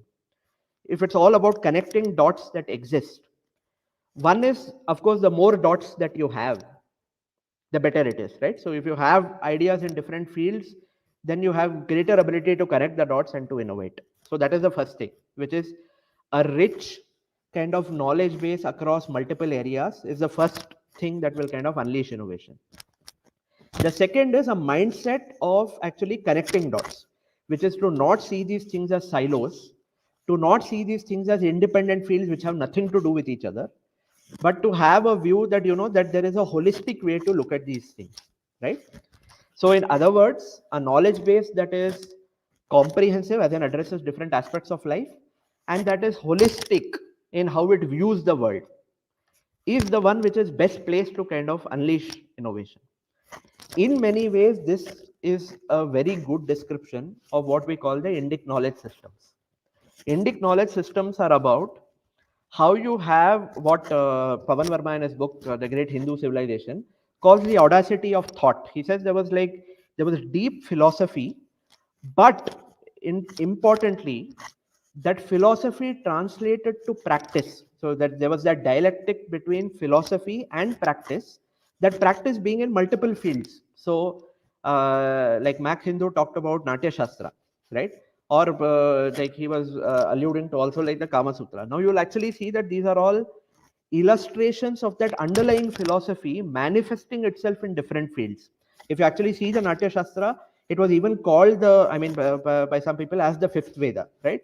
Not that that is the accepted term for the Natya Shastra, but the point I'm trying to make is it was seen as embodying a deeper philosophy, that something as practical or as a very day-to-day cultural artifact like dance could also embody a deeper philosophy that actually existed. So the whole Indic knowledge systems were about taking a philosophy, translating that to cultural transmission mechanisms, which kind of are very wide in spectrum. So you have many fields, whether it is dance, whether it is music, whether it is anything else, all of which kind of embody the same philosophy. So you have more dots to connect in many ways, right? So whether it is a Carnatic music, whether it is a Natya Shastra, whether it is any of these things, they actually give you the tools to be able to innovate, to be able to connect dots across multiple fields. So I think that is what makes me optimistic beyond what one can say is the sheer material progress that we are making, which should kind of lead to cultural efflorescence. Like if I take a quote from one of the cultural critics called Stella Camrish, she actually made the point that in India, the way we look at art is that it originates in the Mahat, that is the great consciousness, but it evolves in Buddhi, that it evolves in a particular person, right? So a particular person only apprehends it and modifies it. But actually it has come from that broader ecosystem of thinking. You're building on what already exists. This is exactly like the view on innovation that we have globally now, right? Which is that there is a broader set of knowledge that you're tapping into that just happens to manifest in your mind, right? And if you prepare your mind the right way, then you can manifest that innovation. So to quote, for instance, from the Upanishad, which Abhinav Gupta, the Shaivite philosopher from Kashmir, in his book Abhidhamma Bharati, which also like is a very deep meditation on the notion of rasa, which is there in the Natya Shastra as well, which is basically the emotional state in some ways. He quotes also, he says, Ekam Rupam Bahudaya Karoti, that is, all forms are in the end reproductions of other forms. Again, that is how we think of innovation even today, which is what is called the recombinant theory of innovation, that what you do when you innovate is to combine what already exists in a different form to form something new, right? So that is what I think the fundamental mindset that is there in the Indic knowledge systems both provides us like a wide knowledge base and the ability to connect dots between all of them, that I think stands us in very good stead to be kind of like innovative. Now, what we have to actually do, I will actually cover in my next intervention, because we have to explain one thing, which is with this kind of deep knowledge base, which obviously made us kind of have the audacity of thought, which helped us be very advanced in the ancient period. Why is it that we then stagnated, right? And we have multiple explanations for that. But I think it's important for us to also like think about that, because as we think about the path forward from here on how we kind of build off the Indic knowledge systems to be able to kind of achieve cultural salience in the future, what we have to do practically, we have to kind of keep that in mind as well, as we kind of chart out a path in the future. But I'll stop here and wait for the interventions from others before I talk about how we should translate this to practice in terms of what individuals should do for us to actually achieve cultural salience. But I am very optimistic that we can, given the nature of Indic knowledge systems. You can add me in the list. Even I'm very optimistic about it, to be very fair. I seek that optimism because of, as I always call about, two organizations doing excellent work, but I think there is a rise like Indic Academy and Rashtraam to start with. But yes, I think there are other organizations also which who will come, and there will be people who will do. That's why I think one thing which I always try to do in my podcast is to invite people of different sort, like invited Goe from an Indo-European perspective. I now try to invite any Indian artist who has worked on exceptional things, and so forth. So I think let's get back to the topic. So I think Shiv Kumarji can now intervene, and then Mac Hindu can put forth points if needed. Yeah. Excellent, excellent points. I think you know the confidence that we are up to something significant. It's something that all of us should have, and we are having. The fact that five of us are sitting here and talking about it, and like this, many fives have come together and we've been speaking about this, especially in the last 10 years. That confidence, not just, it's not an empty confidence, it is confidence coming from uh, having touched certain experiences and information and some instruments, so it's there in front of us. So I'm super confident about that. The fact that we have institutions like you said, Indic Academy and Rashtraam, that itself, is a very big deal. Let me come to the salience thing, and this is this is really what is very close to my heart. And I'll begin with one instance so that we experience as to how philosophy is translating to something very specific on the ground. Look at all our languages. All the Indian languages are verb heavy and not noun heavy. Whereas in English, at least in the modern English, it may not have been so in the past. I do not know. The modern academic English and the intellectual English has become significantly noun heavy. You describe various, states, and you create an abstract noun for it. For example, mental health, it becomes a noun. Even democracy, for instance, I will give you a beautiful example. Many of you may know there is an inscription called Uttiramerur temple in Tamil Nadu, where in the 10th century, some kind of a democratic process that existed is explained in a very detailed language. If you go to the temple, on the walls of the temple, it is written, so nobody can deny it. But if you look at that, nowhere does it ascribe a name to it called democracy or something like that. It is a process explained in its action. Whereas in modern disciplines and language, even it is creeping into our own Indian languages, noun is becoming more heavy. You tend to describe every transient state of life also with a complex word. So this process, why is this happening? This is happening because if you look at the Srishti Sthiti Laya model, it is Srishti which is subordinated to Sthiti, and you moving from one state to another state without compromising Sthiti. That is what is our focus. So, movement and action is our focus, not what we create. We create, but we do not hold on to what we create. We choose to move from one state to another state so that we are constantly in sthiti, and this is translated into our purushartha model. What is a description of the universe at the highest level, srishti sthiti laya, is for an individual purushartha, and moksha is the highest state, whereas artha kama exist. So you create something, but creating is more important than the creation for us, and that reflects itself in the language, in the fact that we are verb heavy and not as much noun heavy. Not that we don't, if you look at Sanskrit literature, there's a lot of meaningful nouns, but we are not as noun heavy as a modern in academic intellectual world is. So the philosophy translates itself to language, and this helps because this is how we do not get stuck into transient states of life.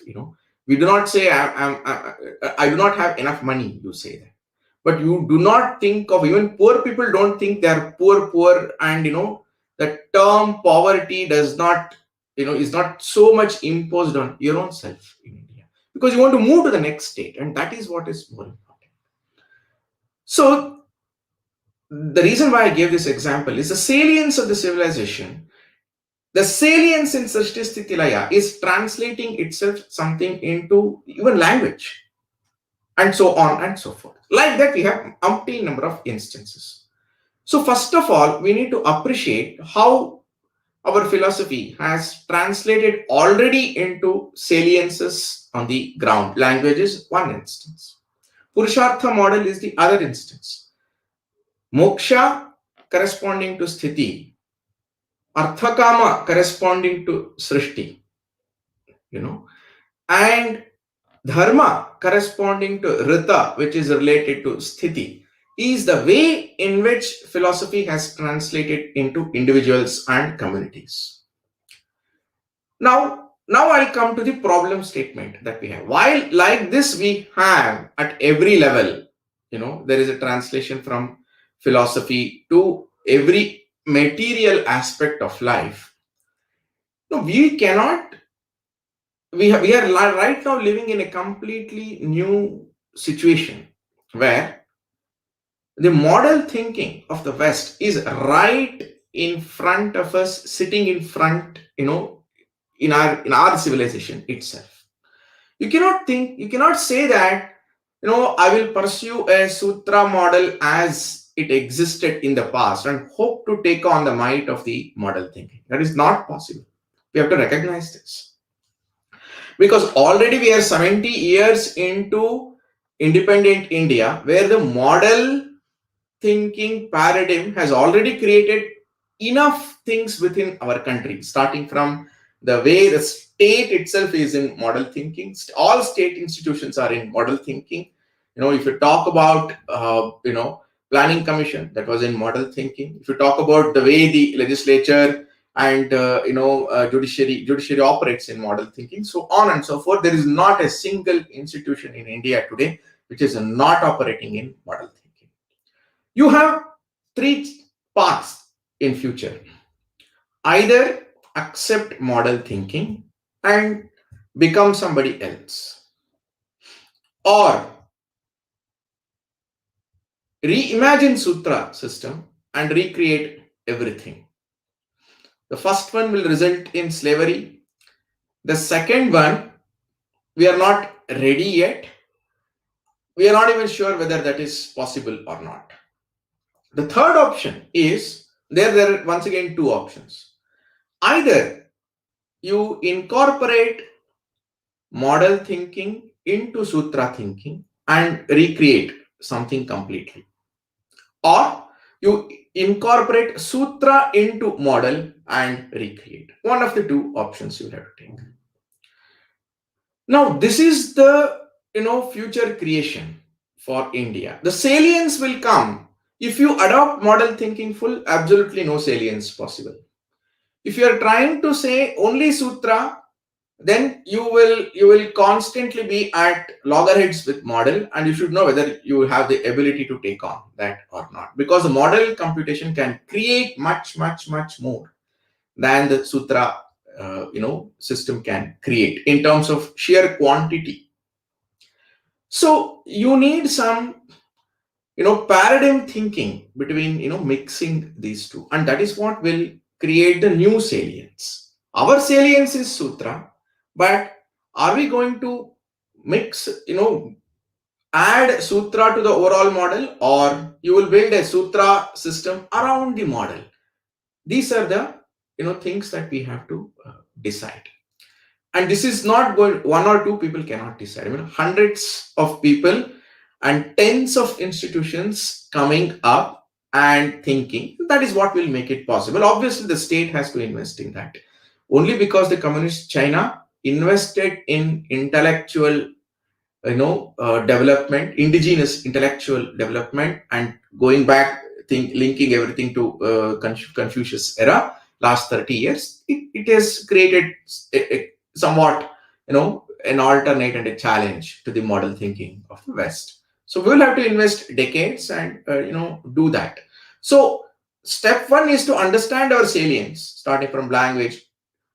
Diversity, decentralization is a salience of India, and that is straight coming from Srishti Laya model. I've explained it in a different paper that I've written. Now, how do we, so we have a contribution, we have something significant to contribute to decentralization, because we are not top-down model thinking. We are, complex adaptive systems. But how are we going to elevate that to face the, enormous productivity of the model thinking? So this is where the new salience will come. So recognizing the salience of the last few millennia is the step one. Without that, we will not be able to move forward, because we will not even be able to bring those saliences in. And we have tons and tons and tons of such things that we can bring. But unless we evolve a new paradigm of a marriage between model and Sutra, there's nothing significant that we can create in the future. And if we don't do that, we will simply fold ourselves into model thinking, because that is so powerful and right now so ahead that it will consume and it will eat you. Already it is eating you. We just have to recognize some risks that are there in front of us. And the education system is not with you, and so on and so forth. So time also is not there with us. While there is a lot of awareness now, the awareness also will bring some pain, actually, because you see the enormous challenge in front of you, and enormous possibilities in front of you. So it's going to be, a bit scare the hell out of everybody as well. But that is also the opportunity for us. So I will summarize the salience by saying that recognizing all these saliences, but not losing sight of what is common to all these saliences, and developing a new paradigm where you are using all your ancient strengths, but incorporating the model thinking somewhere within that, is going to be the future. The West has done it. They have been open in the last 400 years to access the Eastern knowledge wherever it was. Even the quantum mechanics, quantum physics scientists have openly acknowledged certain influences from the East. The periodic table organization, its influence came from the organization of the Sanskrit alphabet. Mendeleev has had no qualms in acknowledging it. I've read a paper on that. Although it has no relation, the fact that they were open to take knowledge from anywhere, correlate, is also what made the West progress, apart from evolution of model thinking. So, and we are in a situation where we are not even leveraging our own strengths. We'll keep that aside. The point is, how do we marry the model and the Sutra? Is Sutra going to create a layer around model, or is model going to create a layer around Sutra, or is there a completely different marriage that is possible? I think it is at that level that the civilization has to think. And that will flow itself into literally everything. See, if you look at for whatever it is, cinema has been able to marry the Western music to Indian music much better and create new melodies, whether it is Ilayaraja or anybody else, master of classical music, master of Western music, and completely different original music. The West has not created. We have in the past not had Ilayaraja music. We are not able to do this in other aspects of life, and that is where I think the future will be. Great. So I think before anyone gives a follow up, I think Opinion Bakery might have to leave. So Opinion Bakery, if wishes to put forth, additional points to this, because I was going to talk about, since I gave the point of sticking in the limbo, as I said, because of the simple reason that whatever complex adaptive systems we will be thinking of, the problem will still be the same, that mostly with the Anglosphere, not Europe. I don't know for now, but not Europe right now, because Europe is in a different state if we look at closely. But mostly with the Anglo-Saxon, which is the cornerstone of the West when it comes to potential. I think a challenge will come as to how the adaptive systems will gain the relevance. Maybe that can be discussed in future episodes, because this is not just a state sovereignty issue. I don't think it's a state sovereignty issue, or let's say a state centric issue, but it's a more issue for private actors to see forth within what to do. Because there's one country which did it, two countries that did it, actually three countries that did it. First is Israel, second is Singapore, third is Japan, and they are very close to the West, and that yet still they achieve their own salience in their own models of development and growth. So Opinion Bakery can make the points. Please go ahead. I think I in on this I would be slightly less optimistic on whether India could be in a position or evolve in the way Israel or Singapore or Japan has, because each of those three examples have their own specific reasons which are missing in our cases. Of course, Israel has gone through its own set of extreme trauma, which hopefully we never have to experience. And Singapore, the artificiality of Singapore itself is its advantage. So they can recreate and build their own view without any historical baggage. And Japan, of course, has always been very mindful of keeping themselves separate from any external influence. So within India, I think the big challenge of us having a very Indic cultural identity in the future would be the constant influence which we are always under from the West. And I see that some of the places, some of the people who are most likely to create that cultural view are also the most likely to be influenced by this by the West, and hence it's a very delicate scenario where to put it in very practical terms, if the people who I would see creating in the coming days would be, in urban areas from large universities, but they're also the kind of people who would easily fall into the trap of wokeism or very Western values. And it is still to be seen on whether we are able to resist all these influences and still build a new identity for ourselves. Hopefully we will, because there'll be so many of us that even if some are corrupted, it's still manageable. But I think that's one thing which would make things a bit different than how it has been for Israel and Japan and Singapore. So let's not forget, for people like us who are even very particular about things, simple things like food, Western influence managed to make us pizza and burger eaters just in 20 years. So if I extrapolate that into even more subtle changes in how we think and how we create, it's not going to be that easy.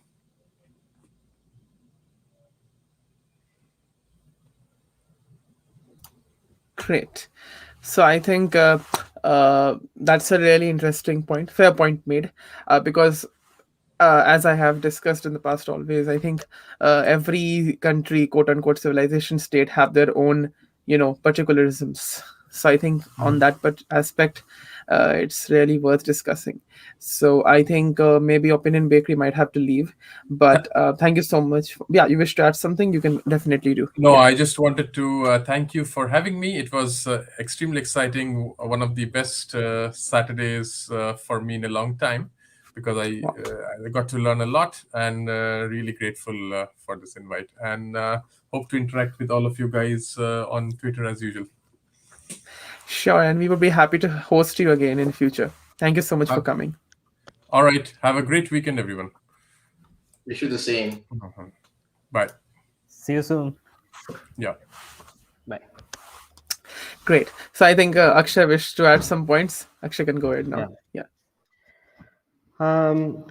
I think to my mind, the point I want to add is on the path forward, right? And to build on a point that I was making earlier, that the key to this, to my mind, to achieve cultural salience is really indic knowledge systems. So then if that is the key, because that gives us both, as I said, more dots to connect and a way to connect dots, because the way you view it is holistic and not siloed, right? For us, there was no difference between art and science, between economics and this thing. All of it came from a holistic perspective of how we looked at the world, right? So if this is the case, then what is it that we need to do? To my mind, I mean, I would split this up into three parts: what individuals need to do, what has to be an institutional response, and then finally what has the state to do, right? So I think I would take it as these three levels. From an individual standpoint, I think the most important thing for people to do, for people and their families and with their children and all to do, is really the embedding of indic knowledge systems in to your own children, in yourself, and so on. Now what does that mean in very practical terms?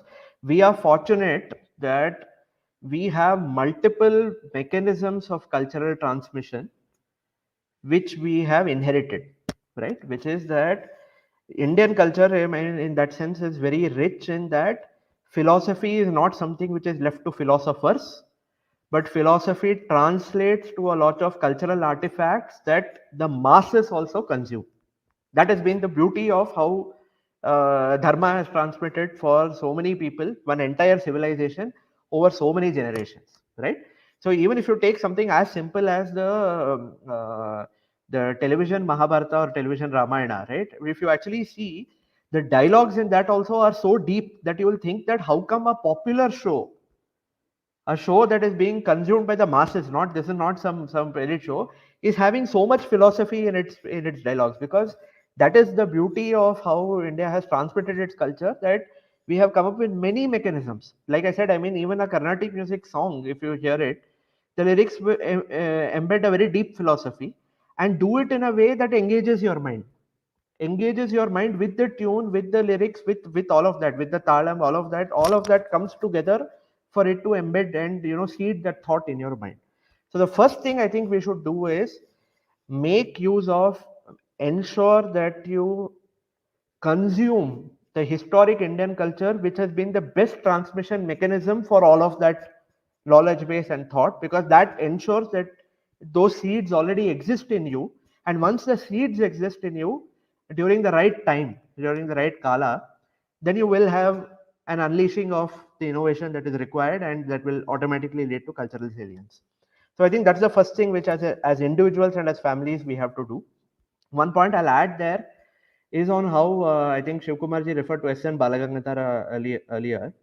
His work, he says very clearly that there are two different ways in which what constitutes a difference in cultures, right, between Western culture and Indian culture.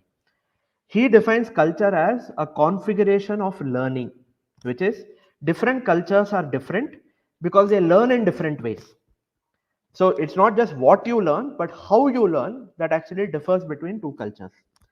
And he says fundamentally, the West, their model of learning was religion. Religion in the sense that, as Shivkumarji mentioned, it was an explanation for the cosmos, right? That's what religion was. It was to say, I want to explain how this world is. So they gave the explanation first that, There is God, he created the world, he did it in 7 days, etc., etc. But the same kind of thing, that search for an explanation of the cosmos also led to, let's say, science, let's say all of those things, and finally model thinking. But it was basically explanatory view of the world. The alternative view, which is the Indic culture in many ways, the seed for that is ritual as opposed to religion, which is what you do is the knowledge transmission mechanism rather than giving an explanation to you. So I don't tell you that, oh, here are the 10 commandments and that is how you know how to lead your life. But I tell you, you do these 5 rituals, you do these 4 pujas, you do these, you observe Diwali in this way, so on and so forth. When that happens, you practicing that automatically leads to the imbibing of that culture and that knowledge. So our seed of our knowledge is really ritual. By ritual, I don't just mean like Vedic rituals, but I mean like traditions, this thing, all of that. So what you do, praxis, so to speak, is the basis of us to acquire knowledge. If that is the case, the most important thing for us to actually do is to ensure that our rituals, and by ritual I mean rituals, traditions, that those are kept alive for the future generation, right? So if you keep your rituals and traditions alive, automatically the seeds of the Indic knowledge systems, of the philosophy, comes together to the next generation. So this is what I think individuals should do. Now shifting gears to institutions, I think institutions, we need institutions to think of institutions in terms of 3 levels, which I think are important for us to look at. First is what I call reclaiming an existing or historic institution, which, to put it plainly, is reclaiming temples. And I'll come to why that is so important. The second is reshaping institutions in our intellectual ecosystem today, which is think of our universities, our education curricula, etc., etc. Those have to be made as an incorporation of Indic knowledge systems. So Sutra thinking has to happen in those. So that is the second thing that has to happen. The third thing that has to happen is the creation of new institutions. So you have things like Rashtram and so on.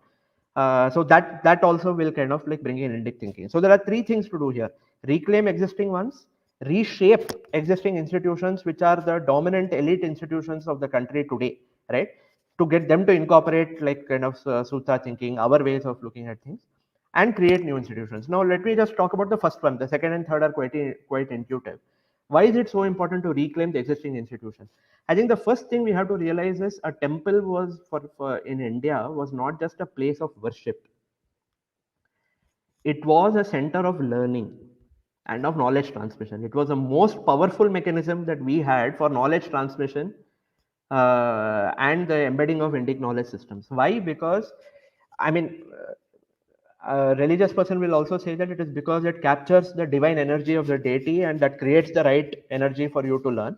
But even if you don't take a religious explanation, even if I take quote unquote very modern or secular explanations, the fact that you have a hub where people congregate, where you have different cultural activity, right? Where you have dance, where you have this thing, where you have a pravachan of some sort, right? Where you can have a Ram Leela during this thing, during the days of this thing. All of that is transmitting knowledge. All of that is translating philosophy in a very, very digestible form to people, right? So reclaiming temples is important because it gives us the most powerful mechanism that we had to be able to transmit knowledge, because that was the center where all of this used to happen. And we should get away from this notion that we never had historically in our own thinking, that there is a difference between so-called religious activity and secular activity that happens in the temple, right? If a temple organizes a series of Carnatic music concerts, is that religious or is that secular? For us, it was always part of how we translated our philosophy into practice as well. So this notion that we have that, temple administration can somehow look after the secular activity of the temple, the administrative aspects of a temple, but the ritual aspects of a temple should be like separated, is not at all the way how Indic knowledge systems, how we think in Indian philosophy. Because all of those so-called activities are also things by which we were transmitting this knowledge. So I think reclaiming institutions is very important. I think reshaping is very well spoken of, so I will not talk about that further, which is revising educational curricula, changing syllabus, all of that stuff. That has to happen. Creating new institutions, again, you have covered, I think, in your talk with Raghav Krishna earlier about Ashram School. That's a very good initiative. There are other initiatives as well about creating new institutions which will transmit Indic knowledge system. The last thing is on the state. I think the state, apart from freeing up the temples and existing institutions, I think for the state, we have to recognize that the state is in many ways a central actor in many things in society today. So while we should all have individual initiative and social initiatives, private initiative, associations, all of that coming up, finally this will start to attain salience, which is actually shape all of these aspects of economics, law, policy, only when there is an interconnection between all of that new creation and the state. For that to happen, state institutions have to both provide patronage and plug into this new intellectual ecosystem in such a way that they start to influence their policies. Unless that happens, there can be a cultural revival, but that cultural revival won't automatically translate to salience across all of these fields, right? So unless we are having deep research driven by the state being deeply embedded into these intellectual ecosystems, which I described, and unless we have people who man the state, and this I think is what Rashtam is actually also trying to look at, which is the leaders who are there in the state, unless they themselves have the sensibility or this drishti of an Indic kind of way of looking at things, this will not translate to salience in terms of policy, in terms of law, in terms of any other like major field, right? So I think that's very important, which is that interconnection between the state and all these social institutions. So that I think is kind of the path forward on individuals, on institutions, as well as finally the state. I would just like to add something before Shiv Kumarji and Mac Hindu proceed.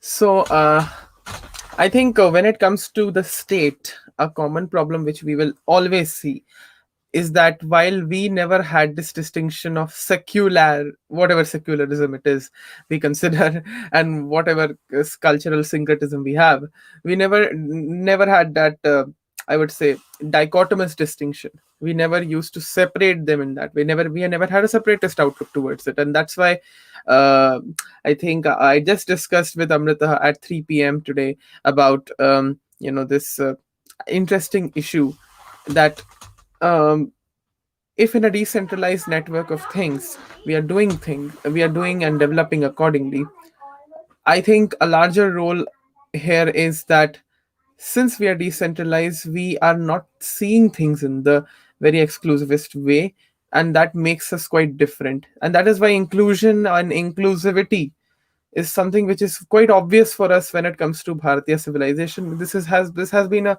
common feature all across. I remember a very interesting program launched by Rashtam. I think it is on Indic Knowledge Systems to start with, and it is in collaboration with the Ministry of Education or the UGC, one of them. So that is actually a very interesting way to look at things. Why? Because what I find here is that I think the problem with the state which will always come in, and I'll just point out that it's not just a political issue.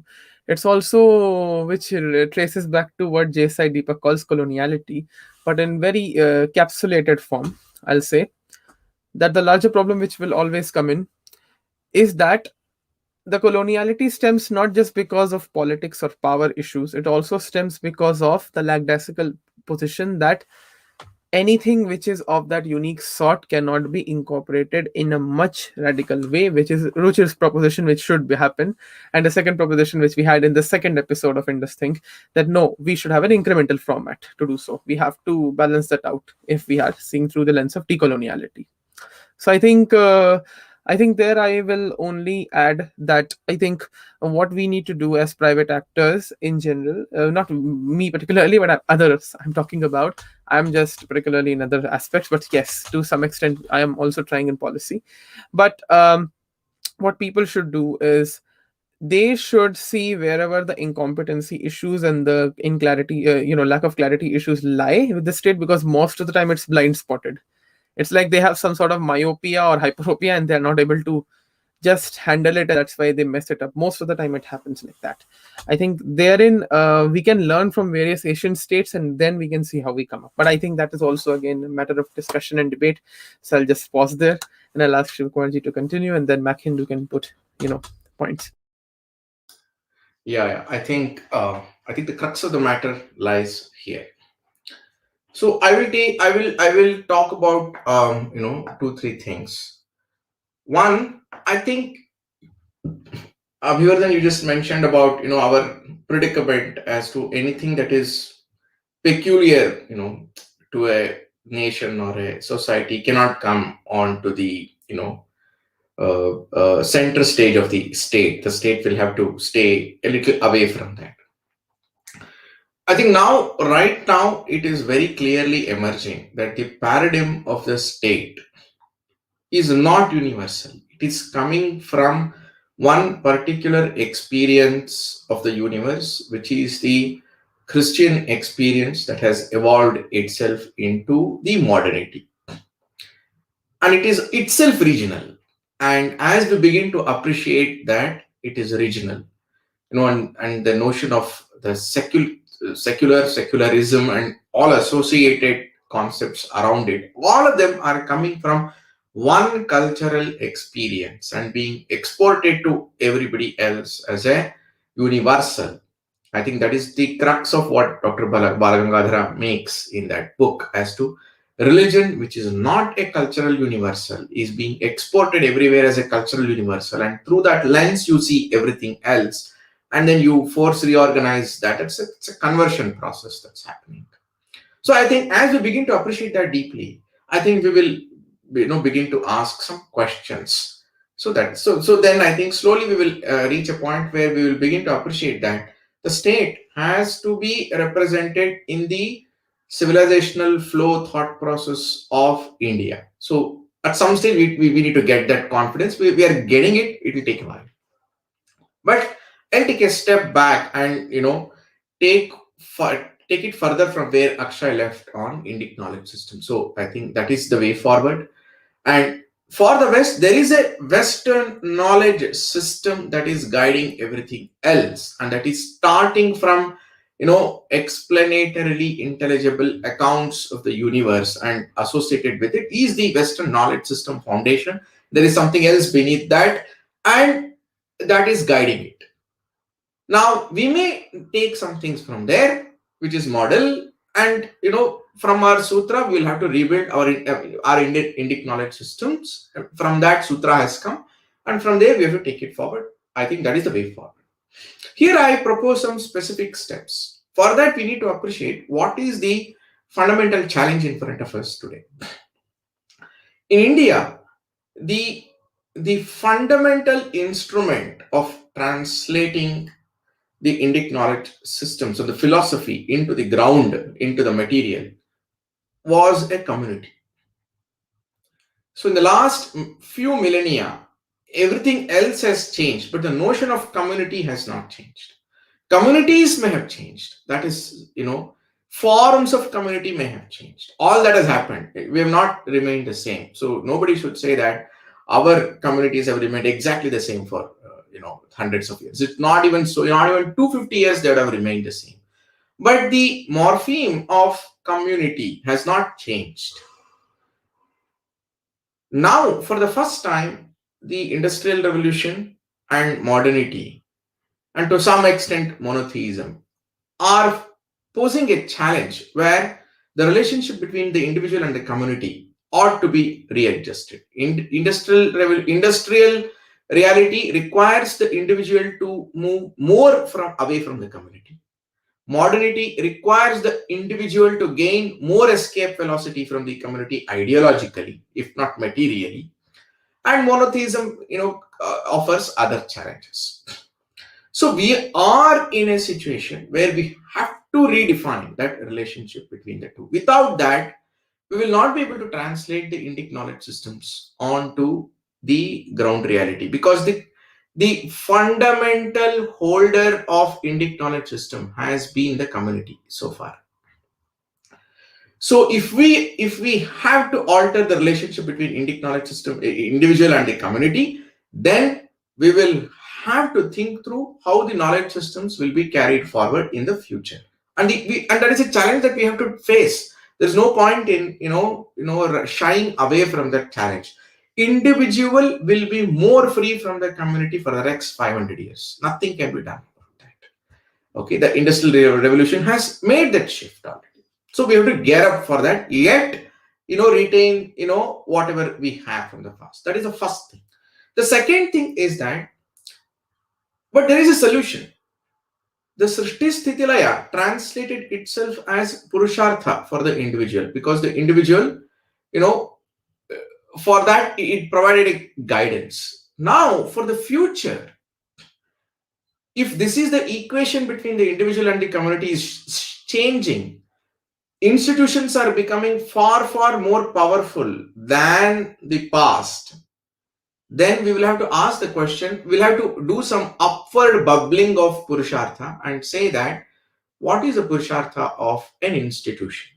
Because for us, the institutions were always loose in the past. So we did not have to ask that question. So for us to be able to bring back the ability of the society to hold Indic knowledge systems and make sure that everything runs according to Indic knowledge systems, then the question for us is to say, hey, modern institution, what is your Purushartha? And bind that to the dynamic of Srishti Sthiti Laya. That is the instrument that we always had. Purushartha was the instrument for the individual and the community to bind yourselves to the Srishti Sthiti Laya. So if modern institutions are becoming very powerful, then the reconfiguration that Akshay said, the first step towards that reconfiguration is asking, hey, Niti Ayog, what is your Purushartha? And so on and so forth. So that will, make sure that the knowledge systems that we have created are being used and furthered by the powerful institutions. And that is how the dynamic individual moving away from community to community, will be able to, see a world that is still Indic knowledge system based. So this is an important challenge in front of us, and also a possible way forward for us to take the Indic knowledge systems journey further, and reconfiguration of the systems that Akshay spoke about. So I'll summarize, many things. There are many things and beneath this, but reimagining the relationship between individual and the community, and reconfiguration of all modern institutions through the Purushartha. I think if we begin this journey, then I think we'll be able to take some steps and figure out what are the problems, important problems that we need to solve. So I think the salience holding has to start from, while Srishti Sthiti Laya has given us the ontological and philosophical salience, I think Purushartha will give us the ground salience everywhere.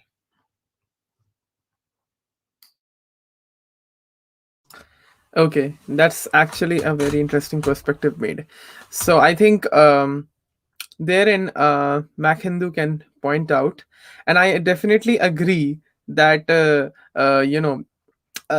fear that individual, when I say individual, I mean any individual person, an individual person's individuality, which is a natural thing to happen, is going to go away because of understanding of how creatively the collectives can play a role, is something which is a big myth. Because to be fair enough, despite coloniality or not, because we live in a post-colonial world, the 21st century has already enabled us to see things in a much distinctive manner. That has enabled us to do so. Those who don't do, sadly, that's their problem, but at least those who do, congratulations to them. So I think individuality is not going anywhere, therefore no comments on individualism, which is a different thing altogether. So I think Mac Hindu can add his points. Please go ahead. So, as Shiv Kumar ji said, that there was no separation between the religious and the profane in the ancient world for us. And I believe even Greece, Rome, and China never had that division ever. If you read about the accounts of the Senate of Rome, when it had to start a session, they always prayed to the altar of victory. So Absolutely. in that way, we are not very different from our cousins in the East and the West. Even in the West, Han Feizu, though he criticizes the Confucians, he talks about the altar of the spirits of land and grain. So that is the symbol for the state. So in this way, divinity was always integrated in the ancient world to the profane. Always that distinction only came with the Christians. Anyway, uh, as Akshay sir said, we should be concentrating on the individual, the institution, and the state. So, as far as the state goes, it is very much obvious that this state that is in front of us is not very efficient, that the private actors are having a larger role to play than the state. And when the state has done something good, it has only come about as a necessity. The 1991 reforms we know very well. It came about because of necessity. It would not have come about without that kind of a push, which pushed us out of the inertia that we had been in for in that time. Anyway, when it comes to the individuals, I see a malaise in the youth, which is wedded to Indian thinking here. It's like they are not able to transcend the miserable state of their psychology. There is something that prevents them from going more creative than they are currently binding themselves in. So, on an individual level, I would want them to be more bold, so to speak. They have to go more risky as such without really going into territory which looks scandalous and something apt to disturb good order, so to speak. And that is an art which isn't really easy to master, but it is there. And as there's a chapter in Machiavelli where he talks about fortune. So he says fortune is a woman, and if you wish to keep her under, it is necessary to beat her and ill treat her. Now that sounds scandalous to regular minds, but it actually means that you have to be bold enough to take risks, and when you can take risks, you get to win a lot more. So, on the individual level, it would be that they have to be more bold, try and explore other aspects of our culture. Don't be stuck in one place alone. Look at other things and see the beauty of it. It's not always vulgar. Anyway, moving on to institutions. Now, as some right wing thinker said, that academia, media, and Hollywood in America are the places where the Vokes dominate. Academia is the university, obviously. Media is all of the news channels that we have and portals. And Hollywood is the film industry, the entertainment industry broadly, includes video games and the likes of that. About this, because we have internet, because we have this great invention which allows us to connect to more people than was possible, allows us to break monopoly. It's a great opportunity. So, as it follows on from the individual, uh, using this boldness, we have to use uh, our creativity, our actions to capture this part, to saturate the airwaves, so to say. And by capturing the airwaves in part, you start to build up upon it. And when you start building upon it, when you capture them into your greater framework, all the young ones, all the upcoming generations, you're going to have something which can you can build upon after all. And following on to the state, it is to say that I would like to quote Kumaril Bhatt's commentary on the Nyaya Sutra. So he says that in that it is said that there are authoritative individuals, and among them the barbarians are also included. Barbarians are to the west and east of India, but that in dharma we are supreme, and in others they are equal or superior to us. It was said in that commentary. So, uh, building up upon that, I would say that if we have to look at our institutions, we should study the ancient Greeks, the Romans, and Machiavelli to see what really was the origin of our state as was there. We should also study legalism and see what makes the Chinese able to become a dominant force, and how the Japanese also became dominant in the 90s. I saw a tweet which said that made in Japan is an euphemism for trash in the 50s. And then 30 years later, what is made in Japan is actually very, very high quality stuff. Then I would say we would have to read the Arthashastra in conjunction with all of this, and compose new works of statecraft based on all our knowledge of the world's political knowledge. And then when you incorporate that, you will be able to cover up many areas which you would never have covered up. Like, so far as I know, we have had republics in our ancient history during the time of Bhagwan Buddha and until the 400s. But we do not know of their workings, really. Uttar Merur inscription is an exception, and I've quoted that in one of my threads. So it is one example where we see a lot of congruence with the Aristotelian notions of forms of government. And if we could build up upon that, we could end up making our democracy much more in line with our thinking, with our civilization, instead of just copying what the English did. And that will be all I would say with regard to individuals, the institutions, and the community. Thank you. Great. Yeah. So I think to further move to a very sensible conclusion, I will say three things. Number one, this discussion requires a sequel because of the reason that there is a component of, I would say, strategic dynamics, which we can discuss in further discussions. And I think maybe we can figure out more elaborations on how that can actually lead, because I think in this one we have majorly focused on private actors, which was the goal after all.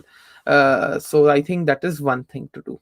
I think the state is the next thing to do, the controversial part of it. And then, as the emissary Akshar Patel says on Twitter, the usual crying starts. So I'll not get into that. कि नहीं नहीं state incompetent है, वो तो चलता ही रहेगा. But anyways, so that is one thing. Second is, I would like to feature a graphic in commemoration of the G20 summit a little bit. And in the end, I'd like to feature one song which actually very well resonates to nature. It's from Ukraine, not from Goe, but some other collaboration of other artists. So let me first show that graphic in commemoration, as I do. So let me do that honors. So as to commemorate, this is a commemoration meme, which I actually made kind of a GIF, I must say. So this GIF is commemorating Modi and Macron. So it's like saying for the Indo-Pacific, welcome to the Gaulian relationship. So that is one. And as I had promised that there will be a song to feature, and why is it being done is because people think about these aspects from a much aesthetic point of view.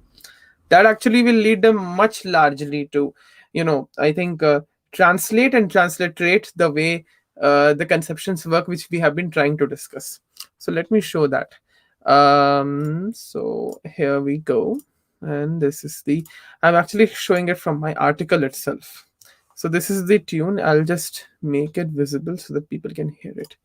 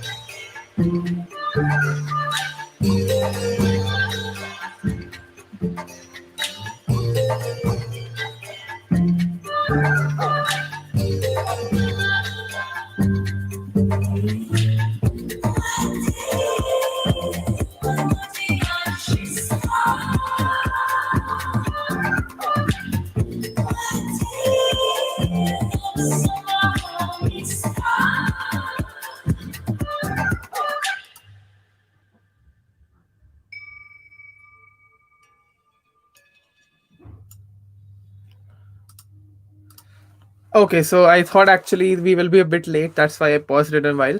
But if you see the reference to sun worship and a sense, reverence to sun, love to sun, reference to nature, reference to how you can create your own technological artifacts and relate it with, seas and everything. It's not seas, particularly water bodies. So I showed nature as an exemplary, but people can go through the works by Indo-European, especially Eastern European artists, and even some ethno folk artists in the Middle East or the West Asia, like former Anatolian artists who very well, create the mythical aspects of Gobekli Tepe and all of those places. So please go through that. It's really interesting to do it. So I think we'll come up with a follow-up episode to this maybe, and that will be focusing on the states and the collateral role. Ki agar if we assume state like a person, and the person is following, what is the chair that will actually help the state to sit down and rest and then come back? That relationship will be further discussed in strategic aspects. So I think I must thank the viewers who have been here with us, and those who being watched. Thank you so much. You have been through 2 hours and 30 minutes. So thank you so much for supporting this discussion and watching us. We wish you Shubh Deepavali in advance, and we wish best for everyone. See you in future discussions of Indus thing. Till then, Namo. Take care.